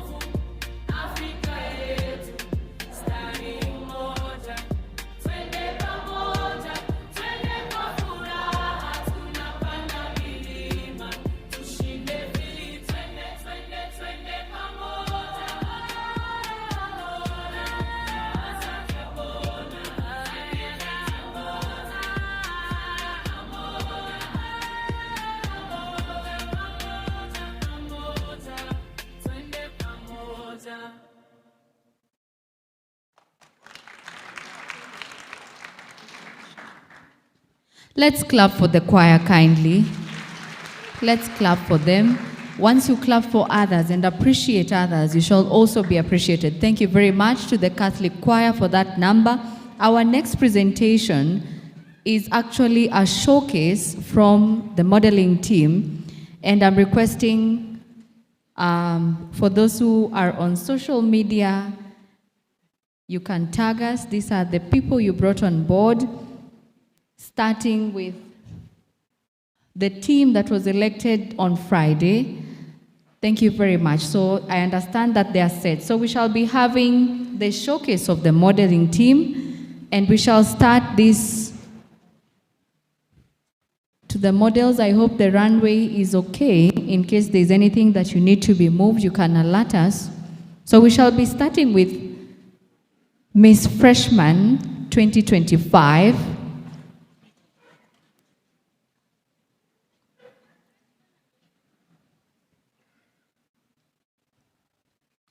Okay, thank you. So I understand that the team is set. We shall be starting the showcase with Miss Freshman 2025, Elsie Tunda. Next, we shall be having Miss Face 2025, Michelle Ayemba.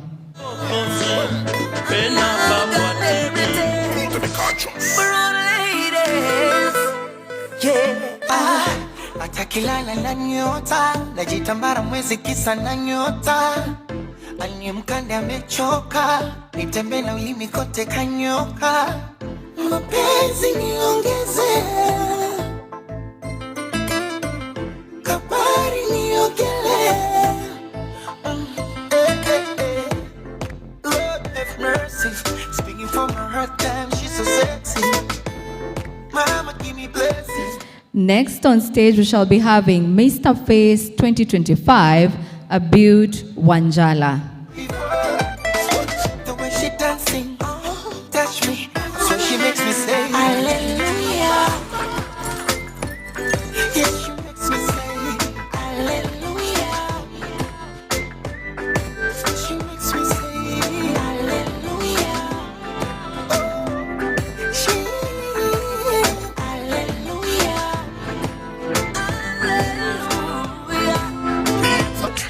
Thank you very much. We shall be having next Mr. Popularity Kitui, Anthony Charles.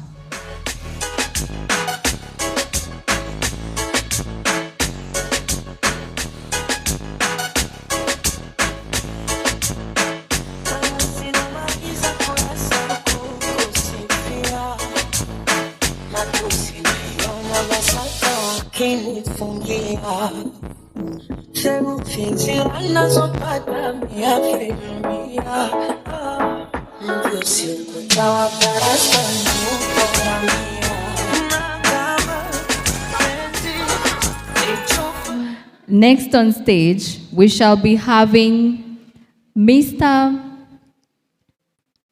Popularity 2025 and former Mr. Lukenya as well, Clean Joseph.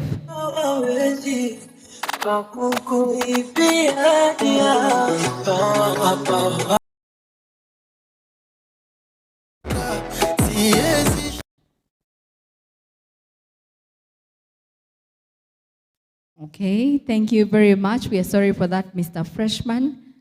Next on stage, we have the second runners-up for Mr. Lukenya, Isaac Baraka.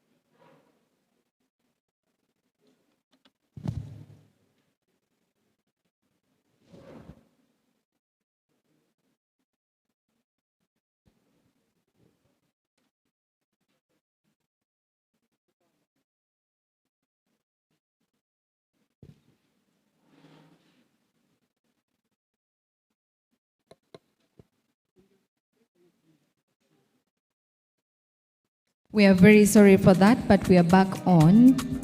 So, next on stage we have the second runners-up, Mr. Lukenya Isaac Baraka.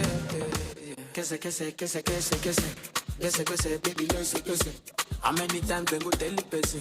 They know the people, they learn the lesson. Shama ya go with the bed. I just survive anytime we did it. I don't get time, I don't get the patience. Spread the money, plenty. Thank you very much, Isaac Baraka. Next on stage we have Mr. Valentine 2025, Elisha Fon. This is from our former Mr. Lukenya, David. Move to the center of the stage for a good picture. And next, I'm inviting one of our students who has a shairi, who shall be followed by Newton. So kindly, Tokali, if you're the one with the shairi, be ready.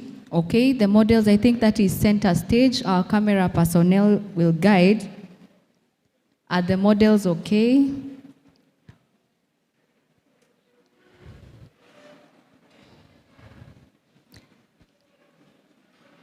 Thank you very much, our dear models.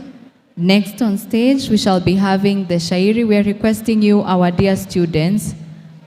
We are having, thank you very much, our dear models and the modeling team. Welcome on stage, the student with the shairi.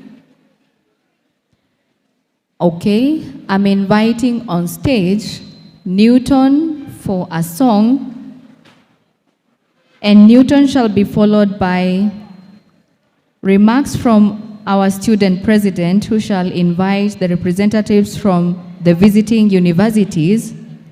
So Newton, are you ready?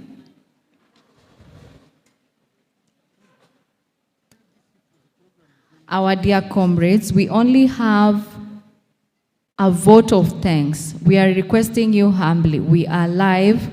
Kindly let us sit for the next 15 minutes and we all leave at once. Kindly, Newton. And remember those people taking Lelt, we have a date with you after this in here. So if your friend is not here taking Lelt, him or her, the department says he or she should be here. Okay, praise God. Katika hii dunia, kwanza naitwa Newton. Katika hii dunia, someone told me kwamba the only legacy you can leave is to touch someone's life. That's the song inaenda kuimba. Yeah, if you want to touch someone's life, make him happy somewhere. Imechanganyikana kidogo lakini kuna kakizungu mwisho huko, just for 3 minutes. Naomba tuendelee.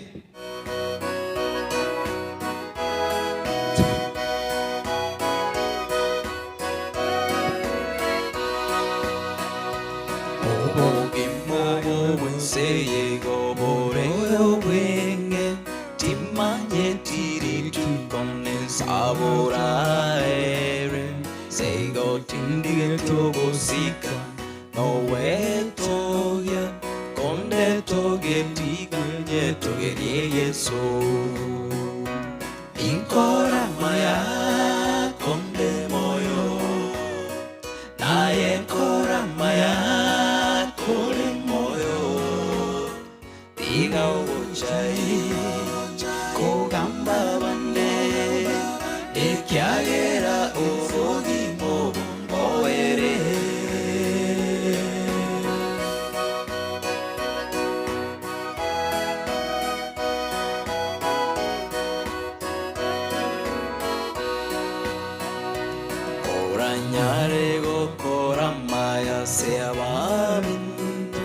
Bakorere bobasun ko aruche osunte utaracha kero batarore owo konya kwa una ubechanda inkora maya konde moyo naye kora maya kore moyo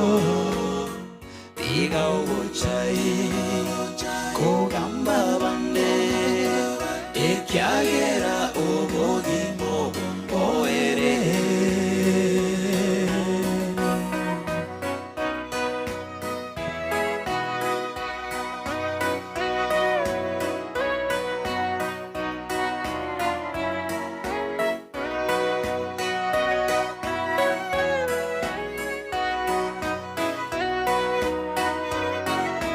Listen. No matter how mighty you can be, and no matter the achievement you can make, strive to make one soul to smile, because all is vanity. Learn to live a selfless life. You'll receive a crown yonder by showing a little kindness. Then we'll go home sweet by and by. Once in the book of Ecclesiastes, Solomon the son of David said, "It is an unhappy business that God has given to the children of man to be busy with. I've seen everything that is done under the sun, and behold, all is vanity and chasing after the wind." Learn to live a selfless life.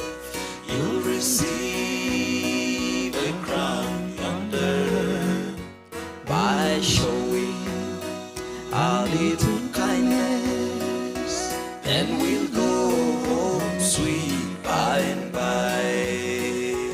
Ikora maya konde moyo, na ekora maya kole moyo. Iga uchaye kogamba bande ekyagera obogimo oere. Ekyagera obogimo oere.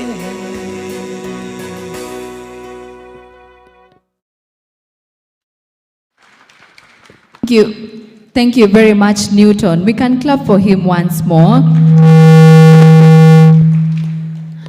And our final presentation of the day comes from Sarah Julius, a spoken word of 2 minutes. Welcome on stage, Sarah Julius.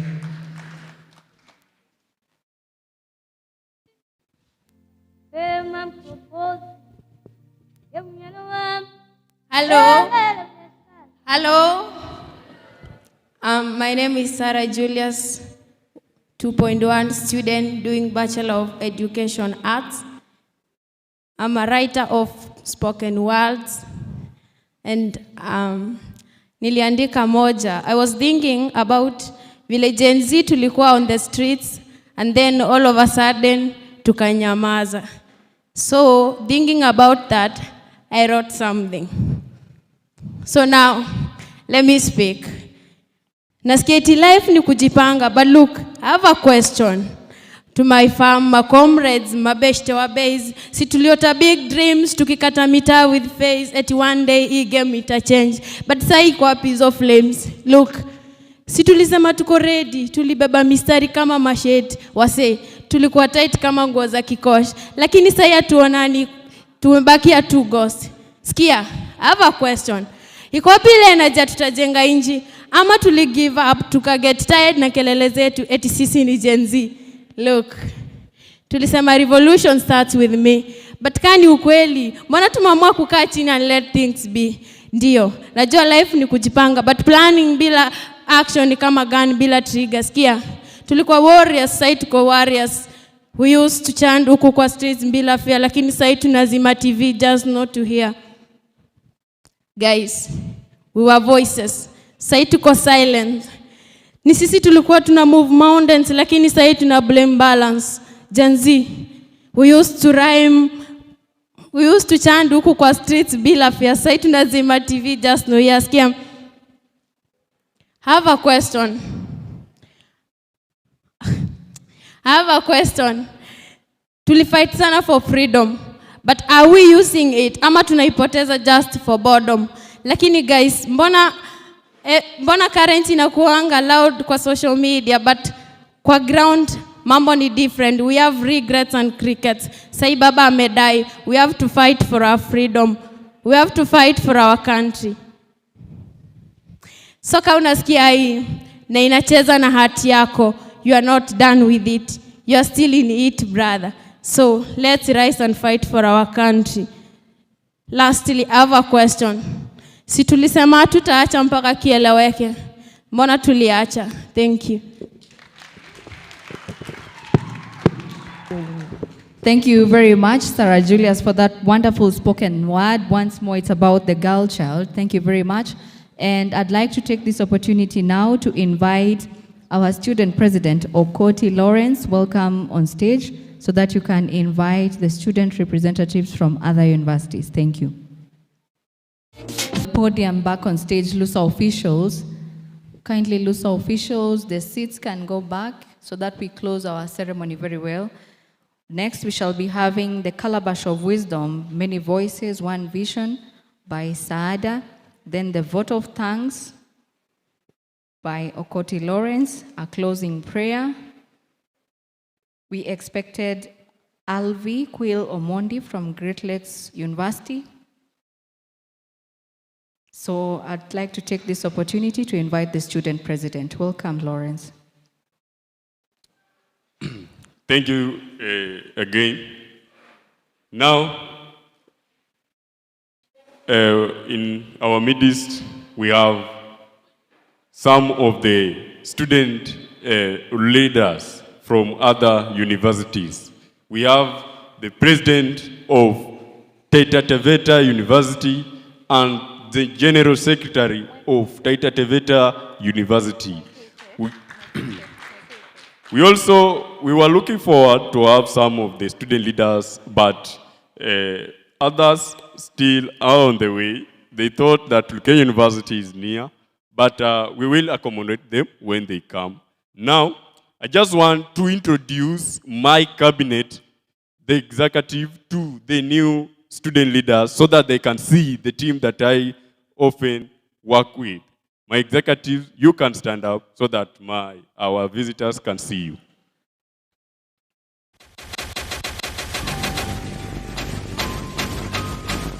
I urge you can come in front just like a minute. You can walk a minute so that we can create a good rapport to our new visitors.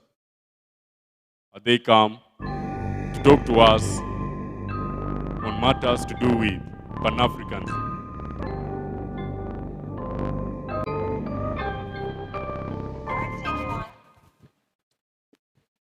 So quickly, we are going to introduce ourselves to our fellow university leaders, and I advise we start from the front so that the deputy can conclude.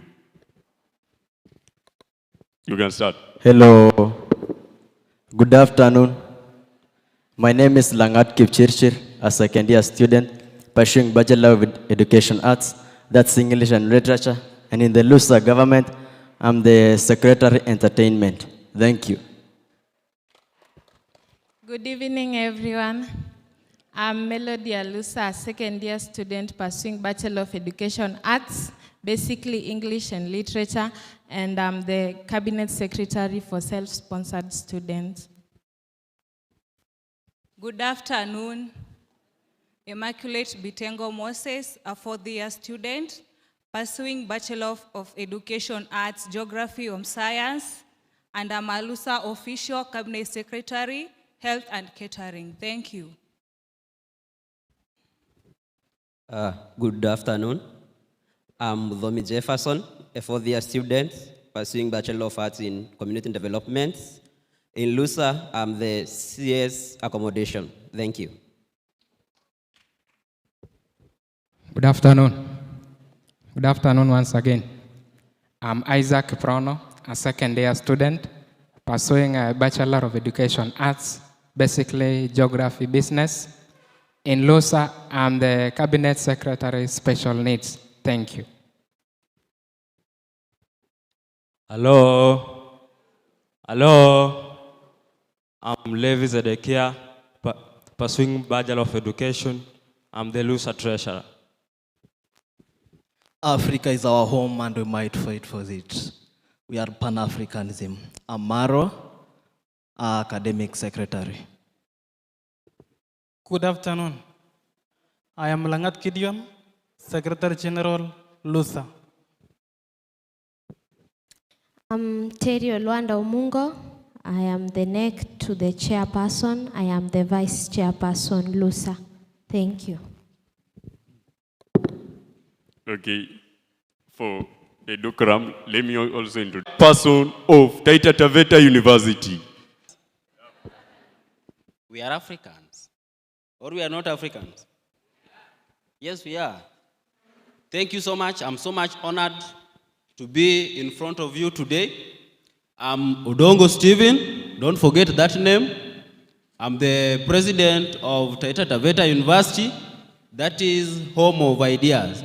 And Taita Taveta University is located between the breathtaking Savo East and Savo West National Park. And I really love being in this place. Lukenya is a very wonderful place indeed. I have never been into this place, but today I have made that effort of coming here. So, I had just a small presentation. I'm not a singer, I'm not a model, but I can say I'm a leader.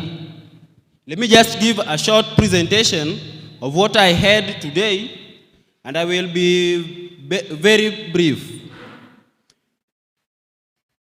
Pan-Africanism, history, development, and modern relevance. I think all of us know the meaning of Pan-Africanism, and I can just try to highlight it a little bit.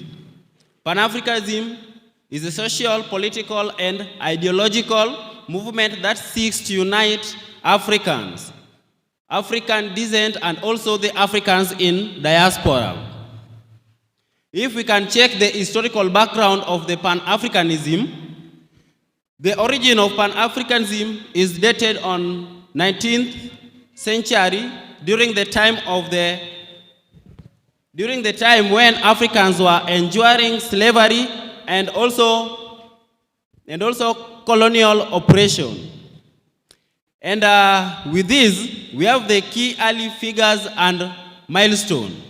And these are the people that we cannot forget to talk about. We have Henry Sylvester Williams, of which widely regarded as the founder of Pan-African movement.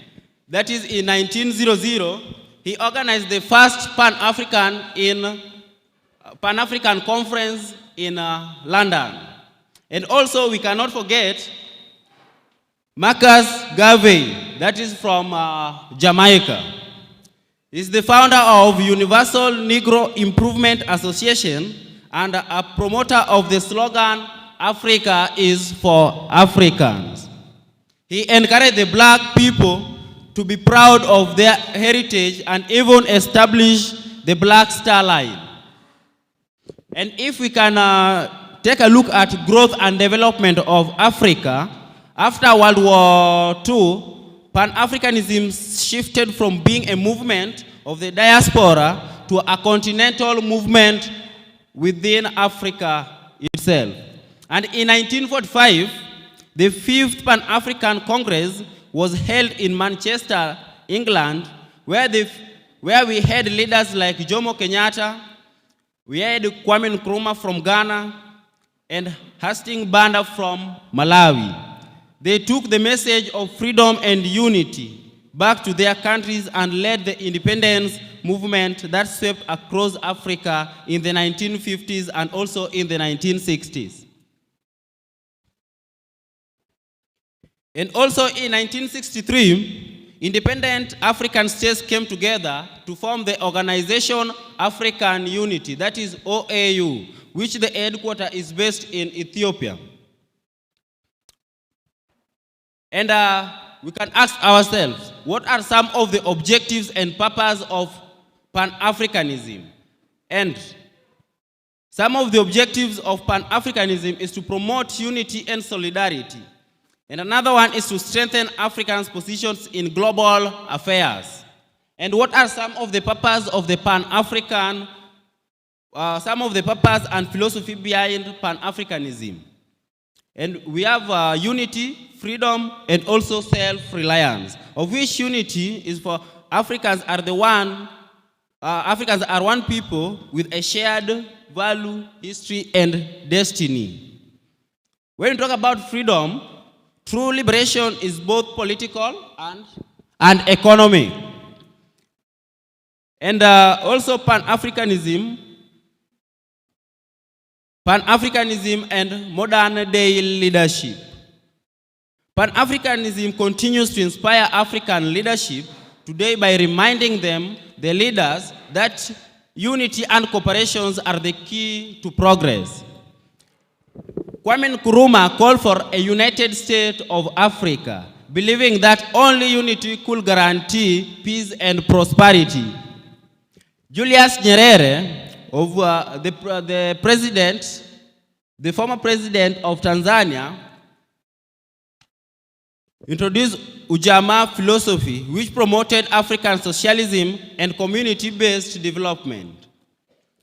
And another contributor of the Pan-Africanism was Thomas Sankara from Burkina Faso, emphasized self-reliance, rejecting foreign aid dependency, a true Pan-African spirit.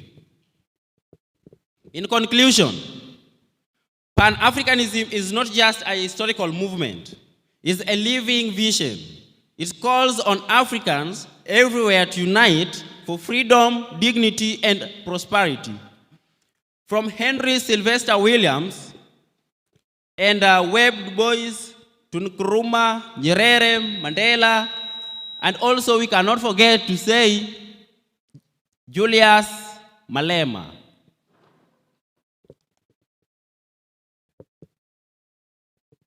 As Kwame Nkrumah once said, the independence of Ghana is meaningless unless it is linked up with the total liberation of Africa. Pan-Africanism therefore stands as a beacon of unity, self-determination, and hope for all African past, present, and even the future. I'm finishing by saying this. I am an African because I was not only born in Africa, but because Africa was born in me. Thank you, and may God bless Kenya, may God bless Lukenya University, and we will continue to be together as Africans. Thank you.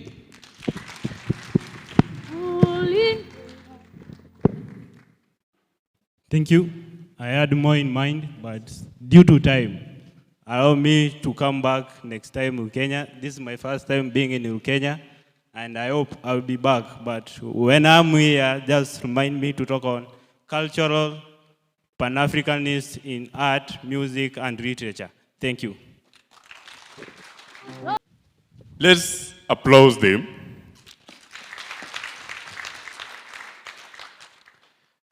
Taita Taveta and Lukenya University, we have been having a good relationship, and out of the student leaders that were to come, regardless of the situation of the country at the moment, of the loss of the Right Honorable Raila Amolo Odinga, the leaders of Taita Taveta say that they should and they will make it to Lukenya University. That's a kudos to them. Can we clap for them again?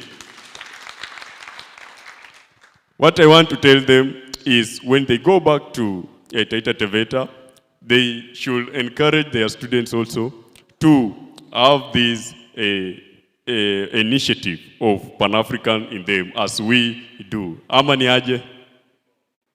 Sinisawa? So, the GS of Taita Taveta and the chairperson of the Taita Taveta Students Association, kindly, when you go there, encourage your students to applaud the Pan-Africanism in them. Thank you so much, and let's go and take your seats as we come to proceed with the session. Asanteni sana. Thank you very much, our student president. Next on stage, we shall be having Saada briefly with the Calabash of Wisdom. Saada gets on stage for the Calabash of Wisdom, many voices, one vision. Briefly, I'm requesting also the student leader, Lawrence Okoti, to prepare for the vote of thanks. And for the closing prayer, I'm requesting Terry Luanda to prepare as well. Then we shall close with our national and East African anthem. And I'm requesting the teams that we shall mention, the Senate, members of the LUSA executive, the student leaders, the models, and team from other universities will remain behind for a photo session. We're requesting you kindly, let us remain seated for the photo session. Thank you to the student leaders who are assisting in this. Student leaders, we are seated. Team that is getting on stage, we are there briefly, and our students kindly, we're requesting you, we understand it is lunch hour, kindly just give us 10 minutes of your time. 10 minutes of your time. I think we are set, we can start. Saada, kindly.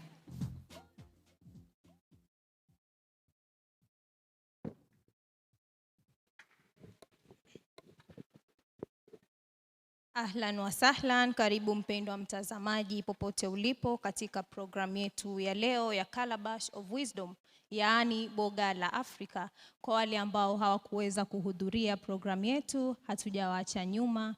Tupo hewani kupitia mitandao ya kijamii. Mnaweza kutufuatilia kupitia TikTok, Facebook, YouTube na Twitter kwa jina maarufu X. Bila kupoteza muda, ningependa kuwakaribisha wanajopo wenzangu ili waweze kujitambulisha. Kabla ya hapo, kwa majina naitwa Saada Rishad Mohammed. Karibuni wanajopo. Shukran. My name is Samuel Kongo Ichongo. I'll be taking you through this session in English. Thank you. Asante sana mtazamaji mahali ulipo. Kwa majina ni Caleb Mwendwa. Ningependa kukaribisha wanajopo wengine, Terry, Lawrence, and our guests from Taita Taveta University.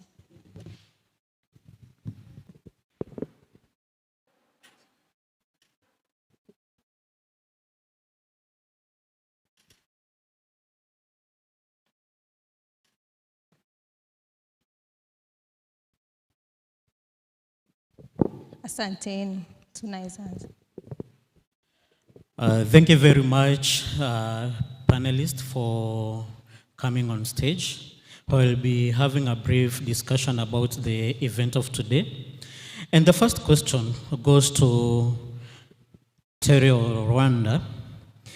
For the history, Africa has been described as a patriarch society, but this notion is changing with time, where there is a women inclusivity in matters about governance.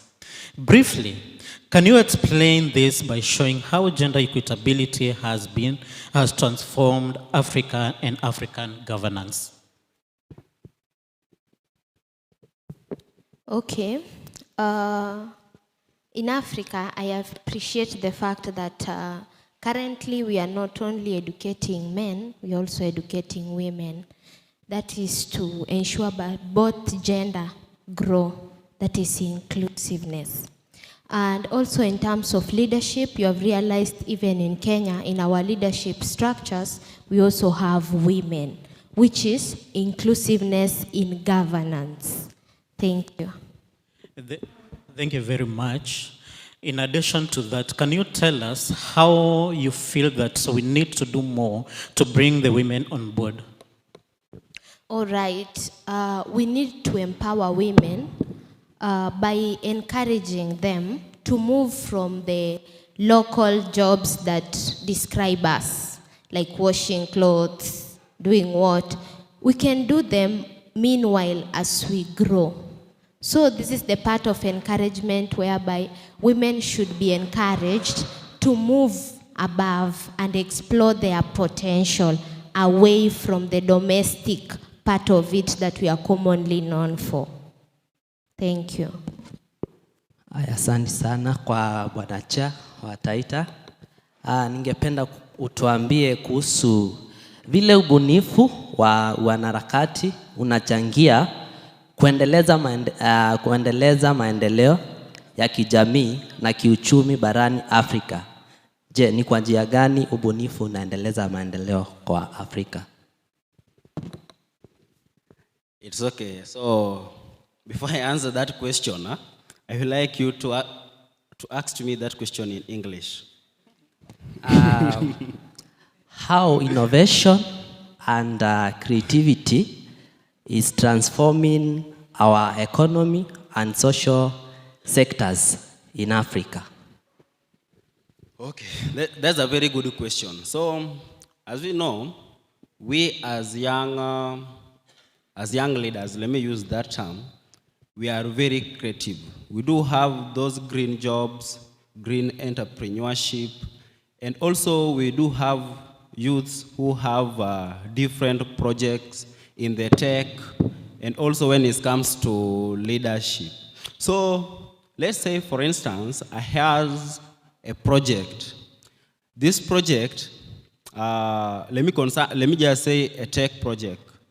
This project, if for instance, let me say, it has been scrutinized and justified that this is something that can be useful in an industry, I think even our government or even our institution can be able to empower us and also to help us in various ways of researching so that we can be able to elevate the economy. So creativity it enhances the growth of various industry or even in the Kenyan economy. In addition to that question, you can briefly explain some of the artwork that has contributed to social economic transformation in Africa.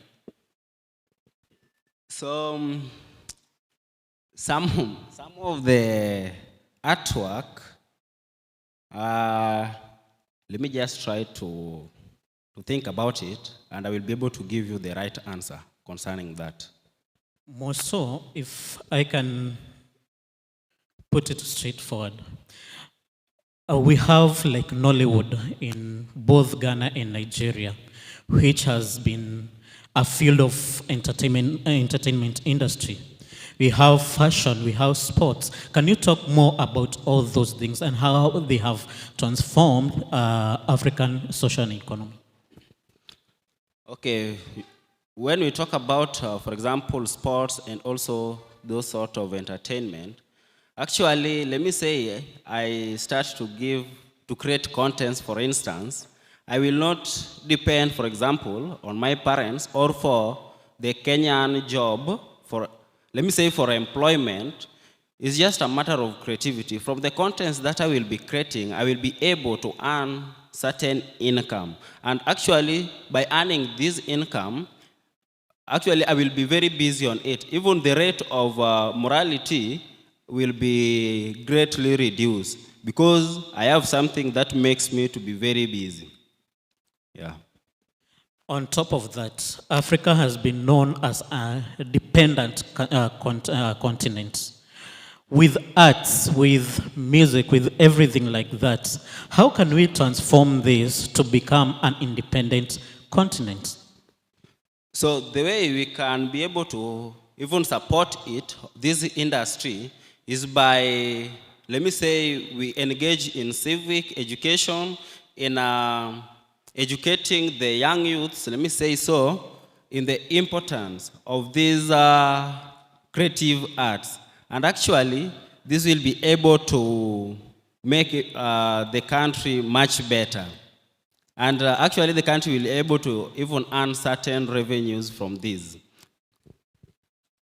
To Mgeni, okay, do you have anything to add? Oh, yeah. Okay, we can also start by promoting our own products. We start listening to our own music. We start listening, seeing our own productions instead of promoting others before ours. Sure. Thank you very much. We have our Mgeni here, And your question goes like this. Leadership in future is in our hands as a young generation. How do you believe that there'll be inclusivity and equality in our hands? And what can we change from the past as the young generation? Thank you.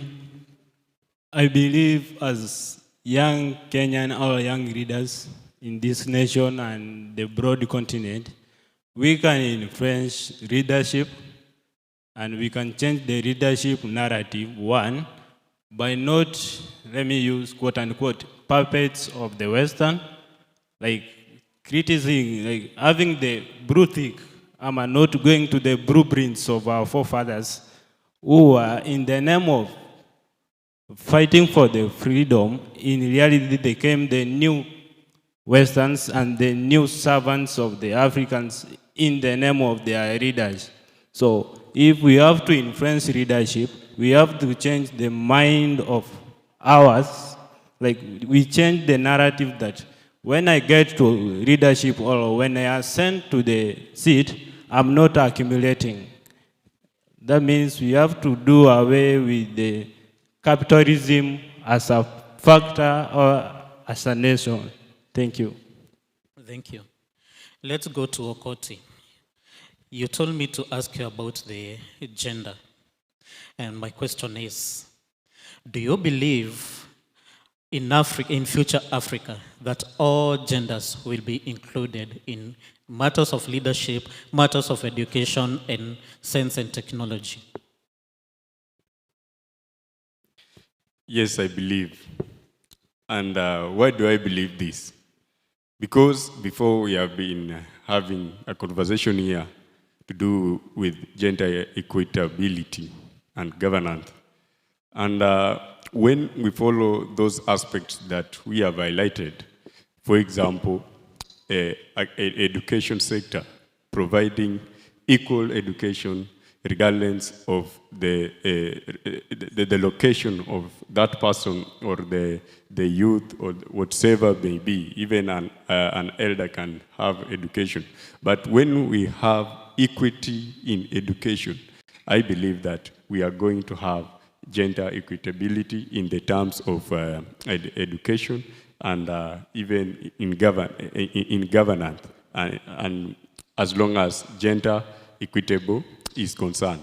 Another thing I talked about religion and traditional customs. When we do away with some of the religion and traditional customs, whereby some of the young women or young women are being forced to go and marry so that maybe the parent can cater for minor things. I believe that not only Kenya, but also Africa will be at an equitable way in governance. This is our last question, and we'll go to each and every one of you. Just 1 minute each. Now, how do you see the future of Africa more so from today's events? Let's start with Terry. Repeat the question. How do you see the future of Africa more so from today's event in Lukenya University? Okay, I see Africa in progress, and also with Pan-African, I see all African countries being united. We become more empowered, including everyone, both the women and the men, in leadership, taking us to another level. We will now stand to compete even also with other nations. So to me, I see a progressive and independent Africa from here.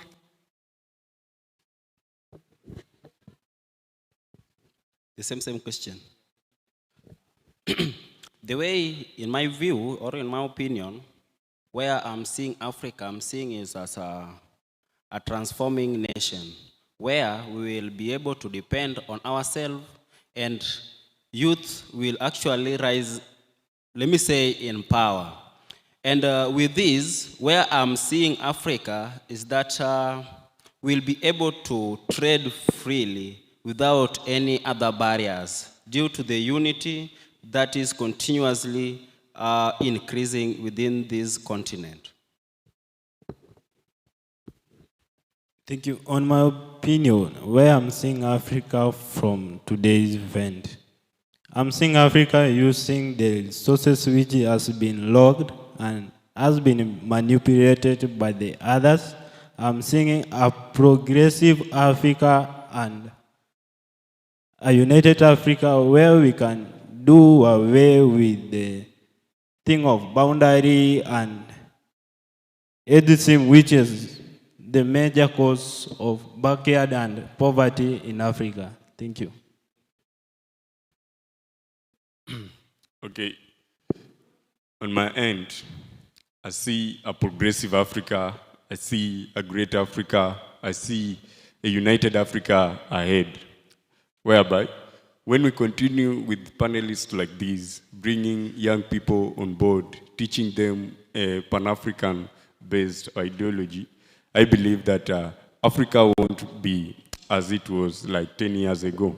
We have seen Pan-Africanists coming from institutions, and when we mold young leaders, young students like this, we having these Pan-African initiatives in institutions such as this one in Lukenya University, I believe that in the next few years to come, Africa won't be the same.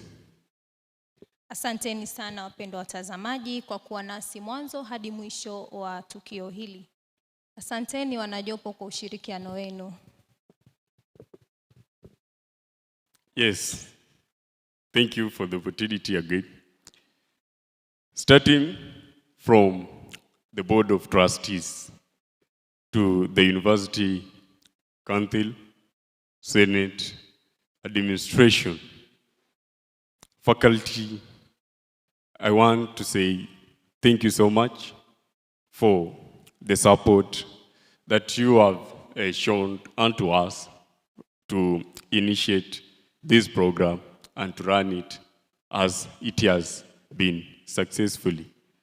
And without forgetting, I should have started by the Almighty, because each and everything can't go smoothly minus God being in our midst.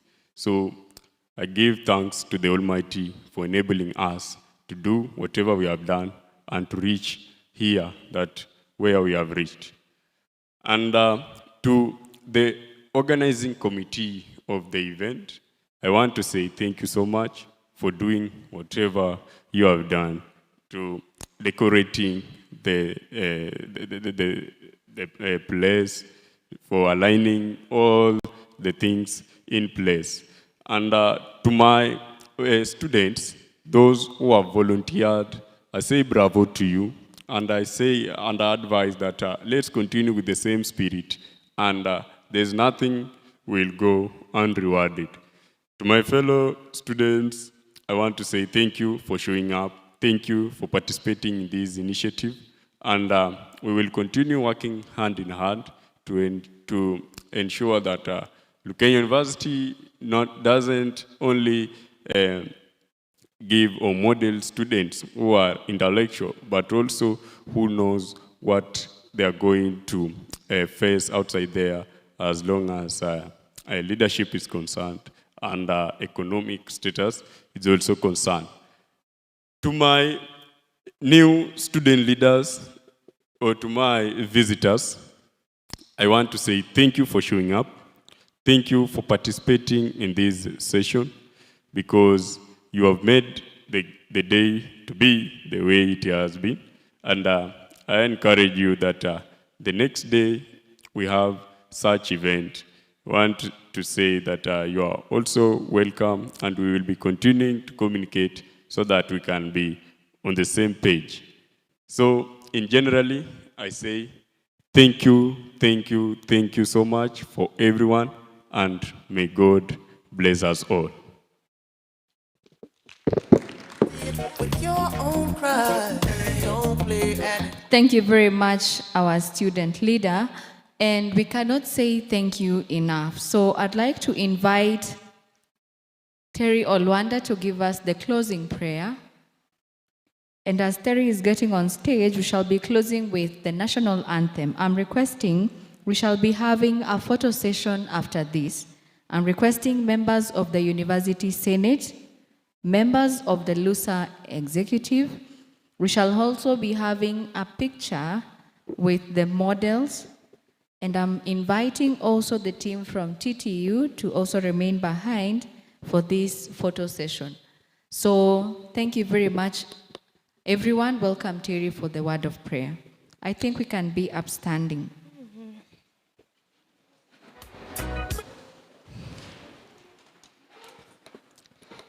Okay, let's bow down for a word of prayer. Mighty and everlasting Father, we honor you, we adore you. You have been with us since we started, Lord.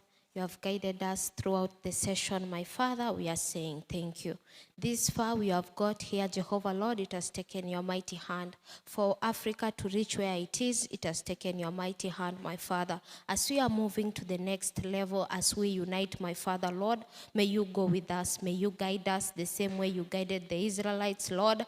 May you continue to provide for everyone, my Father, Lord, the same way you have always done, Lord. As we are dispersing, God, we are going different ways, my Father, Lord. May you protect us and keep our spirits as one, my Father, Lord.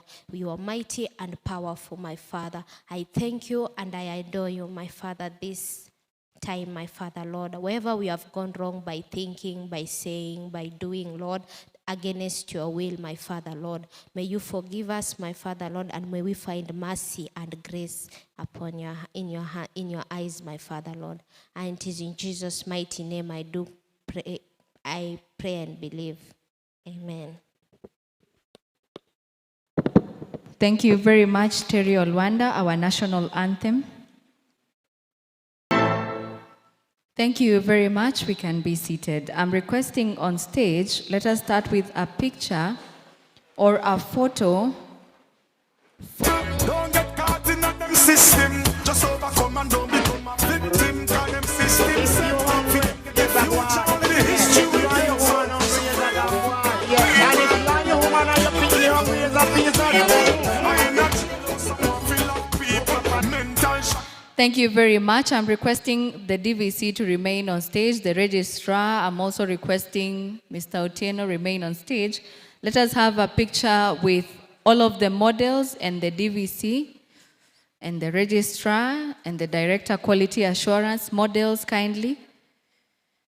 The next picture shall be for the DVC, the registrar, and the team from TTU. So I'm requesting kindly if the team for, okay, or we wait for the team for TTU to finish. Because the models are a lot so that we can accommodate them. So we wanted to break the pictures. Free up black people. Free up black people. In a jail or somewhere free black people. Mental shackles and chain in a brain. Them shot people. Free up black people. Live up black people.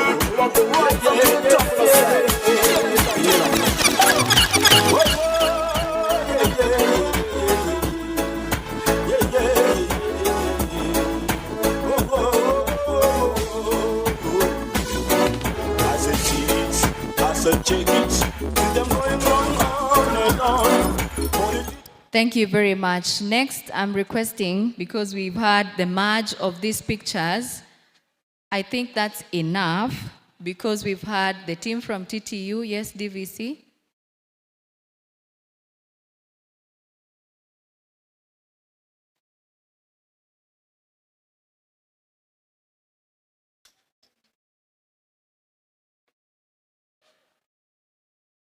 So as this team is getting back on board for the final picture, I'm alerted that the team that is going to plant trees, we have the holes ready by Mr. Bernard Kivyatu.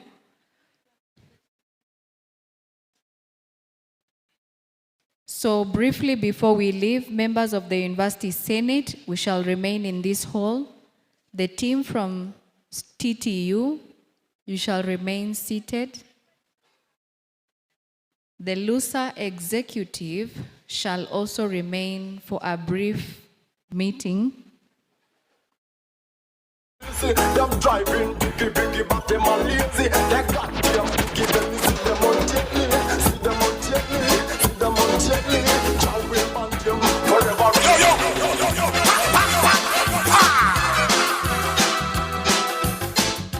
Thank you very much, everyone. I'm requesting members of the Senate, once more, the LUSA executive. Let us move for a brief meeting to the center of the conference hall as other people are taking pictures and enjoying the afternoon, and the representatives from Taita Taveta. What we can